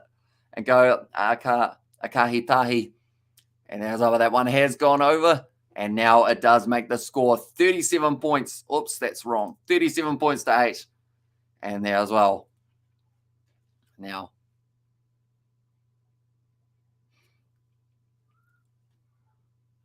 Okay. David Lolo here and Siate Tokolahi both making their way onto the park now for Tonga. So that will make it just a little bit more challenging for Hong Kong in this match. But it has been kicked off long into the 22 for Tulipaia. Takes it nicely, bumping off one tackle, but it was brilliantly done. And then being able to make the tackle was Bryn Phillips. Now looking to just continue hanging on to this ball here, Tonga. They have done pretty well. Ayepiri Falau, Fikatoa, and Piatoa got injured against Fiji, I think. And as a crowd that big says, Chad, it's a decent size. I'd say like 5 to 10,000. It's probably my guess, but I'm not very good with guessing sizes of crowds. Normally I need like the stadium person to tell me how many are in attendance. Nice run from Fatulipaia. Ball on the inside to Tuatavuki. This is dangerous. He's got Takaloa with him, but he slipped over there, the defender. And now Tuatavuki will be running in, and he gets another try. There we go. Tonga now moving up to 42 points in this contest. They are running away with it now. Hong Kong, they were close at the start, but now it just seems like back-to-back tries are coming at Falau. Shouldn't be playing rugby. He's such a mouth. And there's says Ezra. I believe initially it was a slip, sadly, from Nate DeThieri. And then from there, he did end up losing the footing. Tuatavuki saw the gap, and he just ran straight through it. 32 degrees in Hong Kong today. It must be the hottest day of the summer. Says Nathan there. So, yeah, quite hot. We are sitting 4 degrees at the moment, so it's a bit rough. And Mr. Stadium person, tell us how many people are in attendance, says Sebastian there. And, yeah, when I saw this fixture, I didn't think Hong Kong had a chance. Says it was Cameron there. Yeah, it is a shame that it has gone into a one-sided affair. But one thing is for sure, it's been an entertaining game of rugby between these two sides. But then again, Chile proved me wrong. That's the thing. There are plenty of upsets that do happen in the world of rugby. And hopefully, throughout the repechage, we do get to see some very close fixtures. And I guess a couple upsets along the way. Was it under the post? Not quite. He did score it quite far out to the side. So now William Havili still struck it as if it was straight out in front, though. He's got another 2, and now the score 44 points to 8 over Hong Kong to Tonga. And also, I would like to see Japan incorporate a Hong Kong and Korean side into the Japanese one league competition, says Simon Hughes. That is also a cool one that would be awesome to see in the future. Like, I feel like there's so much potential for these smaller nations to get more rugby. They just need to be given that opportunity to be able to do well. And also, congrats on passing 14K subs, bro. It's building well, says Sam. Yeah, it's been crazy, the growth that we have had recently. And it is all down to you guys. You guys are the ones who hit that subscribe button. It is hugely appreciated. And I cannot thank you all enough. And Derry, bloody hell, I feel sorry for Ezra, says Sebastian there. And also, I think we had a 36-degree day over the past few weeks, or a few of them. And when the score was 10-5, I was hopeful for Hong Kong, says Barchod there. But at the end of the day, the repechage still exists. That's the thing. Don't panic too much. They still have one more chance, which is awesome to see that they will get the chance. And Rugby Sevens at the Commonwealth Games going to be harsh in 40-degree Birmingham. Yeah, it's going to suck, but we are going to be doing the commentary for it sitting in about 4 degrees. Yeah, and Rock On Man said the YouTube. I hope USA don't make it. They don't deserve to, says Gareth. And 52-8 to Tonga. And yes, thinking of the Japanese competition, and he's one team from Hong Kong in it. He's Boulders and Steel. And that's the thing. Even if it is a side that get beaten by quite a few points early on, like, everyone's got to start somewhere. And the best way to grow is to play. And the best way to play is to be in a competition that you get to play consistently. Whereas Hong Kong just haven't really had that opportunity other than playing South Korea. Other than that, they have been pretty quiet over the last little while. Ball's been fed in by Bryn Phillips. Now gone off to the first receiver once again. He has been busy throughout this game. McNeish has had a few kicking opportunities. Nice run from Nate DeThieri. Now ball on the inside to the captain, Hirstich. He's been driven backwards by about 15 metres. Luckily, they've still just got it. I think it was Van der Schmidt to keep it in his hands, trying to get this one going for now. Axton Burlett. Close. No, it does go into touch. And that will now be 20 metres out, and another opportunity for Hong Kong. And also, I know the weather until June was boring. We're expected to get hailstorms too. Poor off allow, what a waste of a player. And I love his wife Maria, says David. And also, Portugal should make it to rub it in the face of the Spaniards, says Sebastian here. Yeah, Portugal, very strong side at the moment. USA if they play well enough, I can see them winning some games, but it's whether or not they beat Portugal. I think that's a big game. USA-Portugal might be the decider. Kenya, it's going to be one of those games that you just end up getting, I guess, a bit knocked around. You'll end up with maybe an injury or two in the games up against the Kenyans, because depending on when the repechage is, they may even consider bringing in some of their sevens players. Give them a crack. Now, nice ball off to Worley. Does chase. Oh, he's been smashed and he's hurt. He's hurt big time. It was right in the midsection. The shoulder being flattened, but they might have to check that one to see if there were arms wrapped in that process. That was a huge hit there. And also, we have got there. I'm not worried about the Derry weather, just Derry in general as a town. Let's go, says Lons, and I have to go. And then hailstorms middle July. The current tectonic plates moved. Ireland is above Auckland. Says Ezra there. And also how much of IRB and World Rugby money has been wasted in the USA. They have not grown the game. Leave them alone, says Gareth there. Okay, Bryn Phillips wanted to take that one quickly. He almost made his way through, but 15 minutes left in this game currently. 44 points to 8 in favour of Tonga. So not too long left. Now, talking about how big of a hit that was. He went for it. He did the little grubber in behind Matt Worley. It set up for a Manu Paya just right in the rib cage. Just dropped him.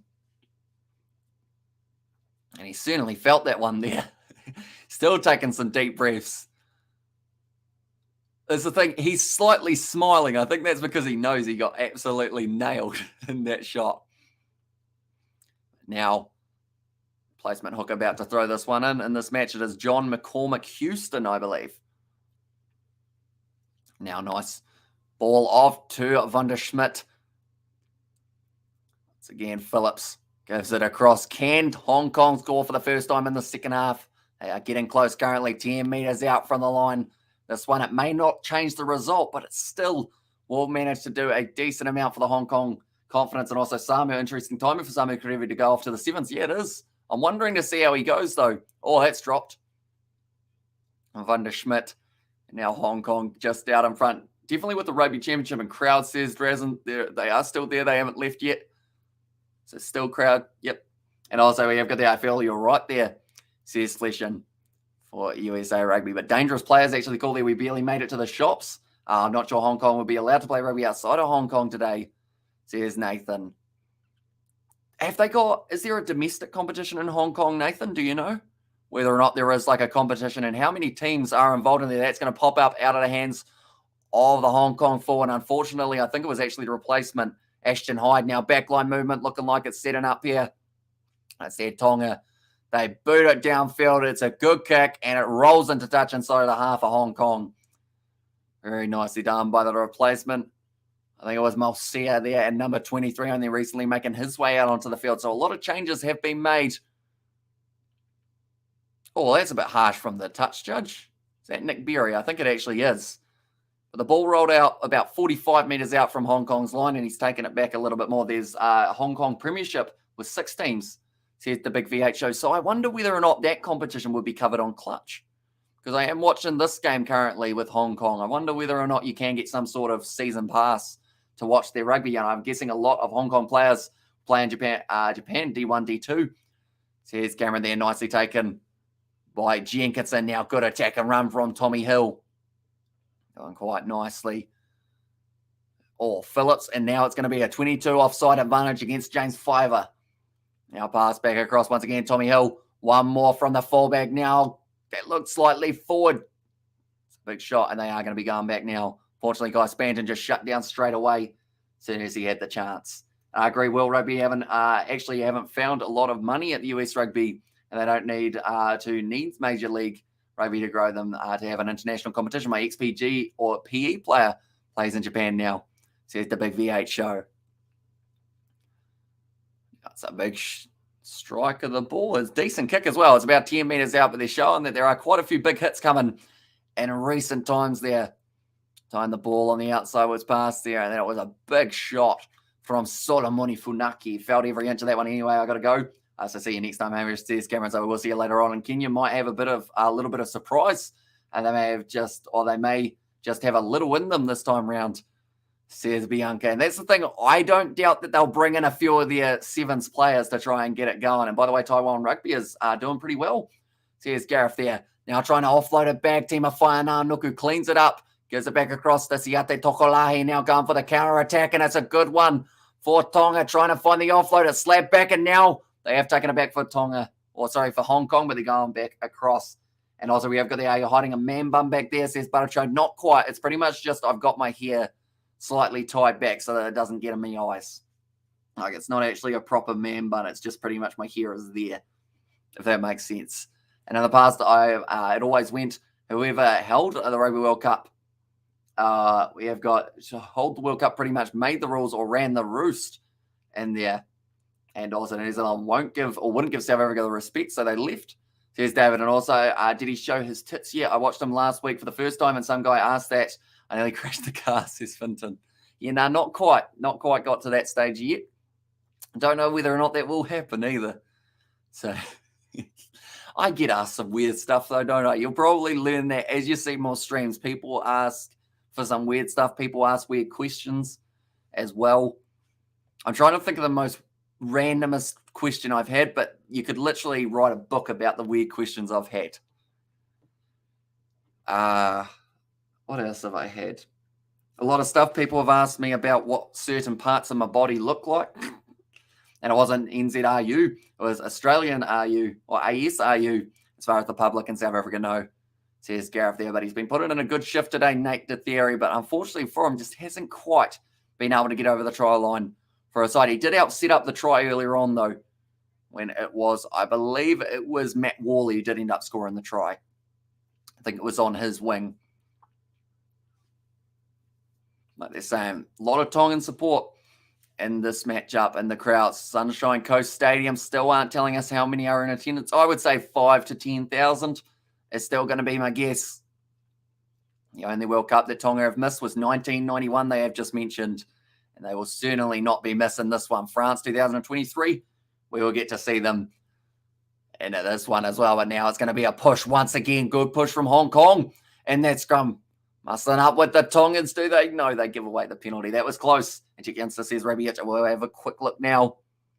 And also we have got, okay, we can do that, Rugby. And also we have got when people want to know which socks you are wearing at the moment. Yeah. I mean, to be fair, anytime people have asked that, I've had quite exciting ones on. I've had pineapples or pizzas or like bright yellow today. Luckily, no one's asked because they're just plain black. So it'd be a bit boring, wouldn't they? One has found touch. Nice kick from William Havili. And now sitting 70 minutes through this game. Tonga 44, 8 for Hong Kong. And Sam Molly about to throw in this ball.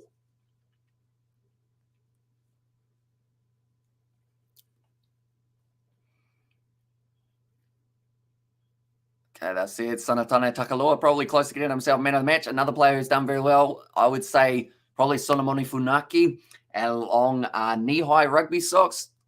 Not quite. I don't actually own too many big pairs. Like, I could probably pull them up to about my shins if I'm lucky. And Georgia in the World Cup, they certainly are. They are in the same group as Fiji, Australia, Wales, and Samoa, I think it is. Or maybe not Samoa, sorry. I think there is another team in there, though. Nice backline movement now. Beautiful. Oh, it's going to be stolen once again. Toma Poe has been able to clean it up there. As New Zealand still out in respect there. Cheers, David the Modern Proud. Tongans playing for glory for the tiny Pacific Kingdom. Cheers, Jita there as well. And also, yep, they do have a domestic men's rugby competition here in Hong Kong. I count 17 teams across Hong Kong Island. Kowloon, hopefully I said that correctly, New Territories and the outlying islands. And Georgia are in the Wales, Fiji, Australia, and repechage win. Okay, that is why I couldn't think of the fourth one, as they have not been, or fifth one, sorry, and a small women's domestic rugby comp as well, in fact. Because I think both sides have made their way into the Sevens World Cup, haven't they? If I'm not wrong, which I could be. I am often wrong, as you guys will learn. Stefana Anuku. It's not quite able to hang on to that one. So Tonga actually play Italy in 104 days. By the looks of it, that is their next game that is taking place. Hopefully they have confirmed. Okay, they haven't actually got the Rugby Sevens World Cup table done yet. Still to be determined. Whereabouts is it? They have it somewhere. Oh, here we go. The rugby men's schedule. Hong Kong. Oh, no, that's for Birmingham. I was going to say, surely Hong Kong are there. but they haven't actually confirmed it there on their website, but I'm going to go on my website. Panthers won 10 points or 20 points to 10. So for anyone wondering about that game, I'm going to go back across. Where is it? I put it somewhere.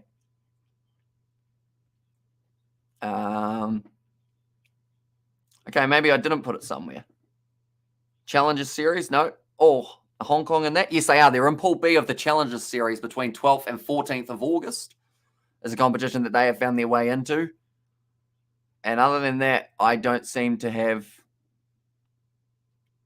it anywhere. The women's side of things, I don't believe Hong Kong have qualified. Yes, man, very much so. I miss playing the New Zealand Super Rugby teams, and also we didn't really like what Australia did. We had the best TV revenue with Supersport Australia through toys, wanting more, says Gareth. And also, is there a second competition below the Hong Kong Premiership? I only know of 6 teams that compete in the Premiership, says the Big VH show. So it could be a little bit like the Bunnings NBC, perhaps, how they have like the 2 legs type thing. Now, once again, Hong Kong, they've been optimistic, which I have appreciated throughout this game. They have gone for plenty of offloads, but unfortunately, every offload pretty much has gone into the hands of a Tongan player. Does make it very tricky, but now it's a nice run forward from Jamie Pinkett. I'd like to see Hong Kong cross the try line one more time in this match. I feel like would be decent, and also don't think so how many teams you possibly have in Hong Kong. And also, as far as I understand, we wanted to stay Australia, bully New Zealand into kicking us, and they were like, okay, we have a backup. So piss off, says Gareth. Big shot once again. I think Guy Spanton has been dropped there. The referee's getting involved with that one, and unfortunately, due to the referee with the ball hitting him, has led to the interception for Tonga, and I think Manu Pai is going to go in. I kind of think ABs lose in South Africa. I think you're right, but that is going to be Manu Pai who does manage to score the try. Bit unlucky because, like I mentioned, the referee was in the way of that one. And also L plus England cringe. And there says not every day and time. Mr. Big Sticky, he says, Judge, we're currently 74 and a half minutes through for this one. And not too long left in this contest between the two sides, but it was a massive shot initially from Tonga. They want to check this one. The thing is, Damon Murphy, for me, had more than enough control over that ball to say that it should have been a scrum. Because it was passed out, bang, Tima Whainā-Nuku with a great shot. But this pass here out the back, once they do end up showing it, and ref gets a try assist, says Sparachode, he does. It has hit you as the comment from the team OC. For me, that's hit Damon Murphy, and rather than bouncing back, even if Hong Kong didn't have anyone back there, they're saying the ball would have been turned over, therefore try stands.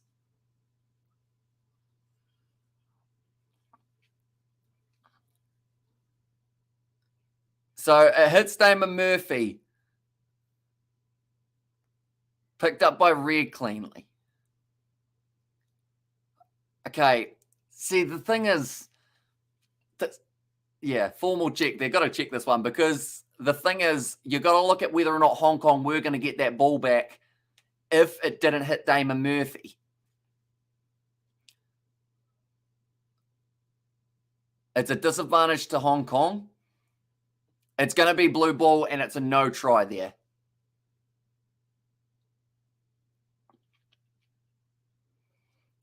It's going to be no try, which I think is fair enough because it has hit him quite drastically. And this the challenge is series in the sevens. It's the second division of the World Series, or the World Sevens Series. See, here's Simon there. Do you know whether or not they televise that on World Rugby, Simon? Out of curiosity, because it would be quite cool seeing all of those teams playing up against each other. Like we saw Hong Kong there. I think Jamaica were on that list. I'm going to have a look who else I see in there as well. Also on that list, you've got Chile. I'd love to see them playing. Germany, Uruguay, Uganda, Georgia, Zimbabwe. Tonga are actually in there as well. Tonga would be a decent one to watch. And they're in the same pool as Hong Kong. And yeah, that's fair. See, Sebastian, it looks like, who's that? Someone is injured, unfortunately. I think it is the number 13. No, that might be number 15, actually, unfortunately, Malsia, who has been injured for that one. But yeah, if it is televised on World Rugby, I would be quite keen to cover along with that one as well. Now, 5 minutes left. Hong Kong have got the scrum feed, and it will be Bryn Phillips who will be feeding this ball in. So the final qualification tournament, we have got tonight's losing team will play Portugal, Kenya, and the USA for the final Rugby World Cup 2023 spot. So it's going to be tricky. And also, you got any social bros? Do you usually do this? Came for the score, but stayed for the OG commentary, says Joshua. So we have got an Instagram, but we don't really. Hey, it's a try. Brilliantly done. And that is going to be Hong Kong scoring it. To be fair, they have not given up in this contest, but it is the Kiwi lads. Pretty much the same as our name, just with the underscores under each of them. That is our Instagram. We don't really post on there, but we do have the Kiwi lads main channel. We've got the Kiwi lads sport, which is pretty much our backup just in case anything happens to this one. And then alongside that, we have also got the Kiwi lads gaming, where we pretty much play games over there. It is myself and Georgia, although I will mention that one's not PG. It has quite a bit of swearing. And try. And there's Sebastian, but it was a nice kick there, beautifully done by Gregor McNeish. It sits up, and it was Matt Worley who does manage to get himself the try. I think that's his second of the day. And now that kick has gone over as well for McNeish, and it does make the score just a little bit closer. It will be now 15. That's 18. I'm having a shock. I just added more points. It's going to be 44-15 in this contest between the two sides, but it sits up beautifully. William Havili unable to grab it. Worley lines it up nice, and it is the try. And what's the score, says Visa? So currently it is sitting 44 points to 15 with 3 minutes left on the clock, and go Hong Kong. And then the Kiwi Lads Sport and the Kiwi Lads Gaming. So those are the links to our other two channels if you do want to check them out. Joshua, if you are keen on any, I guess, other content, we do a little bit of, we're actually doing the Rugby League World Cup. The Football World Cup will be coming up on the Sport channel. Commonwealth Games, not just on this channel, but also over on the Sport. We cover sevens, pretty much every game of rugby union we can fit in. That's kicked out on the full from Tonga. So now Hong Kong will get themselves a scrum feed on the halfway line. And lots of disallowed tries for Tonga. Yeah, I think they've had about 3 or 4.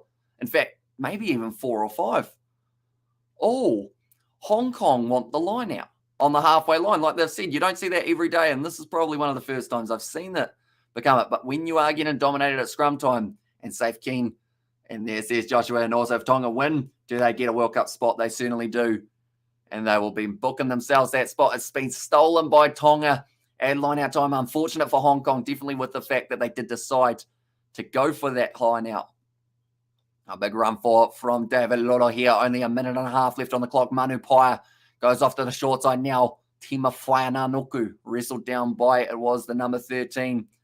And this one is Axton Barrett. He's actually been out there on the field for the whole game. Same as the man on his inside, Tom Hill. Nicely passed across. David Lolo here has another crack. Decides against going for the offload. Manu Paia now going back one more time. Nice face play from Tonga, moving up to halfway. Possibly still one try just around the corner for the Tongans. That's the other thing. Would they kick it out if they get the chance, or will they continue to attack? Try and get one last try. Now James Fiver goes off short to Siate Tokolahi. Plays for the Highlanders, just like for Tuli Paia.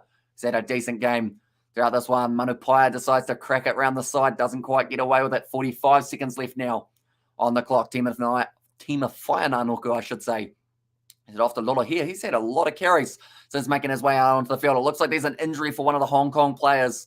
I believe it is Ian Etheridge, who has stayed down still phase after phase. I think that was Tamani having a crack. Now Manu Paia goes off to William Havili, little flick, and it is going to be knocked on. Now, because of it, Hong Kong, they have been able to get this ball back. One last crack with 15 seconds left. Phillips just has booted it down the field. He wants a 50-22, and he might have it as well. It's going to keep on rolling. In fact, it's not going to be a 50-22 because it sets up for Worley, and that is going to be his hat trick in this match. He's well and truly deserved it. I'm going to give him a clap. Brilliant one from Worley. He has got pace for days. I thought it was initially going to be a 50-22, but in the end, Hong Kong, they will get the last laugh of this match, even though they miss out on the World Cup for now. But they've got the repechage in November, and they will remember that try for a very long time. William Havili is injured at the moment. I don't think there's a second comp. It's not televised very much. It's not popular with the locals. You have to go and watch from the sideline, says Nathan. And the Tonga haven't played against South Africa for some years in rugby union, so that will be a good game to watch at the 2023 Rugby World Cup. And try, says Sebastian. That for me is try of the day. Booted way downfield. The pace shown. The fact that he never quite gave up on the chase. That man is one to watch out for Hong Kong. If he's not signed up for sevens, get him in the seven side because he'd go all right, I think. the pace that he's got. But the end score of this game, it is going to be Tonga 44, Hong Kong 22. So it is going to be Tonga booking their way through to the Rugby World Cup, where they will meet South Africa, Scotland, Ireland, and Romania. Going to be exciting. See how it goes, Lucky Bounce. You get awarded for the effort. And there as well, says Sebastian, yeah, the fact that he just kept on chasing. Like, I thought it was going to be a 40 or a 50-22 initially, but, oops, my scoreboard's gone walkabouts. But what we will quickly do is we will go like this, and we will go like this as well. We will go Tonga 44-22 to Hong Kong. Well, not Hong Kong. Hong Kong. There we go. And that is full time. There we go. We will put that down the bottom of the screen. And the reason I do that is we are going to be having a guest come on the channel very, very shortly. He is born, or was he born in Hong Kong? I know he grew up in Hong Kong. I'm not too sure whether or not he was born. He has been all around the place. He's got an Irish passport and all sorts, but Rugby Itch is going to be coming on for a chat in a very short moment. So be sure to stick around for that one. But in the end, the score was relatively one-sided. But then the end, the comeback from them did very nice. I'm just trying to picture the try in my head. The way you describe it says Butter showed. So, yeah, pretty much only about 30 metres out from the line. McNeish kicked it downfield. It looked initially like it was going to the top side of the field for a 50-22. But then that ball just bounced up beautifully. And the young winger was able to run it in after winning the foot race. He ran probably a good 50 metres, which the fact that he had enough gas in the tank to run 50 metres at the end of the game was impressive in its own right. And also take care, big love. And I think Hong Kong will push the other countries really hard in the final qualifying place competition based on this game against Tonga, where they have never given up. Says Boulders. And also, we don't like playing Tikaba, Samoa, or Fiji in the World Cup. Too many injuries in there as well, says it was Gareth. Yeah, that's the thing. Like, the Tongan players, there are quite a few that we've seen go down recently. But hopefully they will be all match fit for that 2023 World Cup. And I sometimes pass by rugby matches at the rugby grounds on Eastern Hospital Road near Hong Kong Stadium. You get the odd interested local watching from behind the fence. Oh, cool. And congrats to Tonga for qualifying for the 2023 Rugby World Cup. And there's also Boulders and Steel. I feel like you've said in the past you were in Hong Kong, haven't you, the big V8 show, but I feel like I have forgotten it. And Matt Worley, one of the only pro players for Hong Kong. And I guess it just shows, what team does he play for? In fact, I'm going to look him up. While we wait for our guest to arrive, I'm going to look him up. Matt Worley. He's got to be signed for a premiership side or something, I would say. Who does he play for? The RFU Championship side, Bedford Blues. Okay. I mean, he might get a call up to another team very soon, depending on how he goes. In Nottingham, I think. And I hope either Hong Kong or Kenya make it through the repechage, and you rock OG or Hong Kong. Says Bianca there. And who's the guest? This is Tractor Sports. It will be Rugby Itch. Will be coming on. He is from Hong Kong. He has grown up there. I think he also may have done a live stream for the match. And speaking of that, man, he is just about to pop onto my screen. And it looks like he's in a very, I guess you'd say, unique background. Kind of looks like a sauna. But there we go. Hello, mate. Are you in a sauna? No, I'm not in a sauna. I have been asked that within my my live stream, but but no, just a new background, a wooden background. I thought I'd upgrade, during the summer, but yeah, okay. It was a good live stream overall. Now I should mention, anyone who doesn't know, born and bred. Were you born in Hong Kong though? You were, weren't you? Of course, Hong Kong. Yeah. I knew you grew up there. I wasn't too sure whether or not it was also born there, but as you can see, the Hong Kong kit on. What do you think of the performance? Hong Kong overall? Boys. To be honest, it's kind of the result I expected, obviously, for Tonga to win the game. But I was really impressed with Hong Kong, though. I mean, look, 44-22. It looks better on the when you look at that. When you look at that score, it's definitely a better score than what most Hong Kong fans were hoping for. Obviously, with 2 late tries, it's understandable. Maybe that might not kind of reflect how the game went. But overall, I'm very impressed with Hong Kong overall. And yeah, Tonga were very impressive within that opening first half as well. Particularly the number 9. Because he was just, a hat-trick of tries. It's unbelievable. But, yeah, overall, good game to watch. And, yeah, very excited to obviously see Tonga in the Rugby World Cup next year. And now the repechage is the next task for Hong Kong. Indeed. You've got USA, Indeed. you got Portugal, and also alongside them, Kenya as the last team in there. How do you rank Hong Kong at the moment? I know you're wearing the kit. Rank them 1 to 4. How high up there do you think they are in terms of the chance of making it through? Oof. In terms of the other teams, like with the other teams as well. I guess you could go with the 1 to 4 if you like for everyone. I'll do that actually because that's probably the better way. If I had to say like the order, I'd probably say because you have the US, Kenya, and then here's the other one, Portugal. Oh, I think it's going to be between. I should mention exactly. Well. Yeah, I think it's going to be between US and Portugal. To be perfectly honest, I want to say US though. So I'm going to say US. Number 1.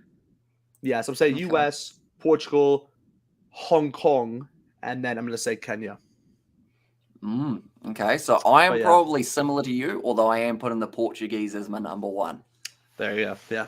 And, that's the thing, Kenya, if their 7-side is anything to go by, if they get that little bit of fire under them, but that's the same with Hong Kong, really. Anyone who turns up for that repechage series is going to be the one that possibly secures that spot, which is why I expect to see a few Kenyan Sevens players make their way to Union for that matchup. For sure. I think we're going to see a few guys in the tournament transfer over. Same with Hong Kong, actually having a few guys in that Pool B of the Challenger Series. Maybe get themselves a chance. But speaking of players, Matt Worley, how about it? What do you think of his he's a great player.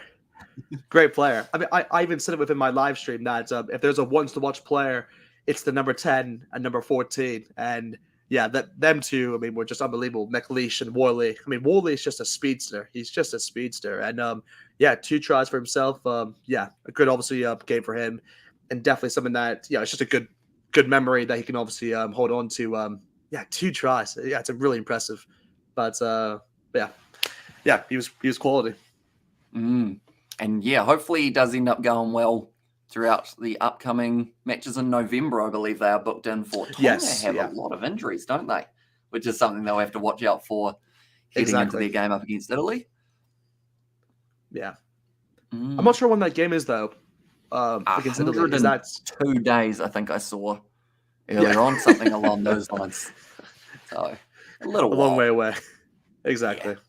But I can't believe that Falau, Piatal, and Feketau all got injured in the very first game that they played for Tonga. It's unbelievable, really. Like I watched the game, obviously, not like on a live stream, but I watched it and I was just like, this is just the luck that you needed, really. But US, there, somebody agrees with me there. But just very unfortunate, obviously, for Tonga in terms of the injury front. But I do believe this could be maybe a bit of kind of a debate, maybe. But I do believe with those players in the side, if they were to play together, I don't think the scoreline. I think the scoreline would have been less, in my opinion, because I think believe I'm in agreement with you. Yeah, because I think they still need to kind of get the chemistry up. That's kind of the way I say it, and kind of understand how Tonga really play in the systems, and obviously how they set up in terms of the back line and all that, because all those players are in the back line. So it would be fascinating. But I mean, there is also what's his name, Vai Pafita, who'd also be joining Tonga as well. I believe he's also going to join the Tongan, I believe, in time for that Italy game. I think that's probably going to be the first time he plays. So very excited to see how he gets along, because he's obviously another ex All Black player who's obviously joining Tonga through the World Eligibility rules. So very excited to see how he gets along. Yeah, I guess now we just wait for the big old rugby championship, eh? Just around the corner. Indeed. Springboks, it's All going to Blacks, be good. First initial thoughts. Who's taking out the first test before we go? I mean, at this rate, I have to say South Africa, because they're at home. New Zealand obviously had a rough series against the Irish. So I think the favorites will be South Africa, but you can never put New Zealand in the back front, because they'll always strike back.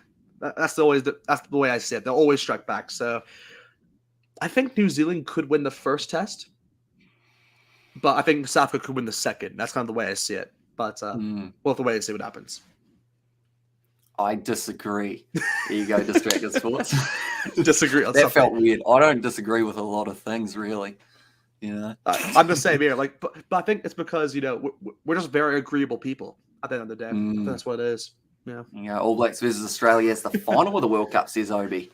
And then I predict Hong Kong will qualify for the 2023 Rugby Union World Cup later this year in the final qualification tournament. Says Boulders and Steel and Fozzie has some disappointment for you, says Barchode. And also, but I hope the smaller teams go through. It will grow the sports in those countries and will grow the game worldwide because grassroots and USA will invest a lot of money either way. And Rugby Itch, 3 Hong Kong players to look out for in the repechage. Good question. I feel like maybe if it's similar to today, you've probably got your 14 and your 10. For sure. Yeah, like you have to say McLeish and Morley, McLeish number 10 and Morley number 14. But if I had to say another player, I would probably say I like to. There's a lot of players you can go for. I'd say Hill. I liked Hill. Hill's probably one player I put a shout in for just because he's obviously he's within the forward pack, but someone who I was really impressed by throughout the day. So yeah, he's probably the other player I mentioned. But really, it's Morley and McLeish. That's like the dangerous combo they have for Hong Kong. What about Van der Schmidt? He's got a bit of size to him, doesn't he? I didn't realize how big he was. Yeah, what I hated though is that whenever he went in, there was just no support for him. So like the ball would just be always turned over whenever he got in. But yeah, he's another good player though, Van der Schmidt. Yeah, another good player. I see a fun question there from Distracted Sports, which might be the last one that we close out on. Hypothetically, what international player would have the highest positive impact on Hong Kong in a fantasy draft? Oh, just one player. Jeez. Exactly. I'm assuming you just say any player in the world could join Hong Kong. So I mean, you have a really a lot of players who can go in this squad. You know what? I'm going bold. Josh Van der Flair. Josh Van der Flair. Interesting. I like that. Loose forward. Get them some turnovers. Yeah, exactly. Get it going. But that means that Van der Spit would be gone if you're going to put Josh Van der Flair in. Yeah, but he's not that young, is he? Oh, it's Van der Schmidt. But if I'm going to be tactical, I'd probably go with a better number 9 because I thought our number 9 on the day just knocked on the ball too many times. So I'd go with someone like, I don't know, like Flap the Kirk probably. That's probably who I'd have in just because he's good with his kicking and obviously he kind of suits the play in which Hong Kong like to do and quick play out on the front. But yeah, especially in the comments that any team needs an ineligible South Africa rugby. Yeah. That's very true. If you had to pick a South African player to add in, other than the Clerk, who would you go with? I would probably add, I'd say Damien Williams at the back because I believe Hong Kong need protection in the back in terms of the high balls, and he's pretty good in that front. So that's who I would go with. See, that's the thing as well. The front rows, we did see quite the difference in there. So I think, that's a good point. I actually, you just mentioned that. I would actually do Stephen Klitschkoff. That's who I'd go with. Stephen Klitschkoff. Okay. Yeah, Klitschkoff. Yeah, I'm gonna go with him. He's probably the one that he would improve that kind of front row a bit, in my opinion. Yeah, that'd be decent overall. Seeing how he goes in a Hong Kong kit, sign him up. See how he goes. But nonetheless, I guess that is going to be the end of this live stream. Hope you guys did enjoy. If you are new to the channel, be sure to leave a like and subscribe. We will be covering the repechage on the channel as well, where we will get to see Hong Kong once again back in action, fighting for their spot in the Rugby World Cup 2023. But be sure to check out Rugby Itch as well. He is a Hong Kongian at heart and on his birth certificate. So be sure to give him some love as well. But thank you all very much for tuning in, and we will see you all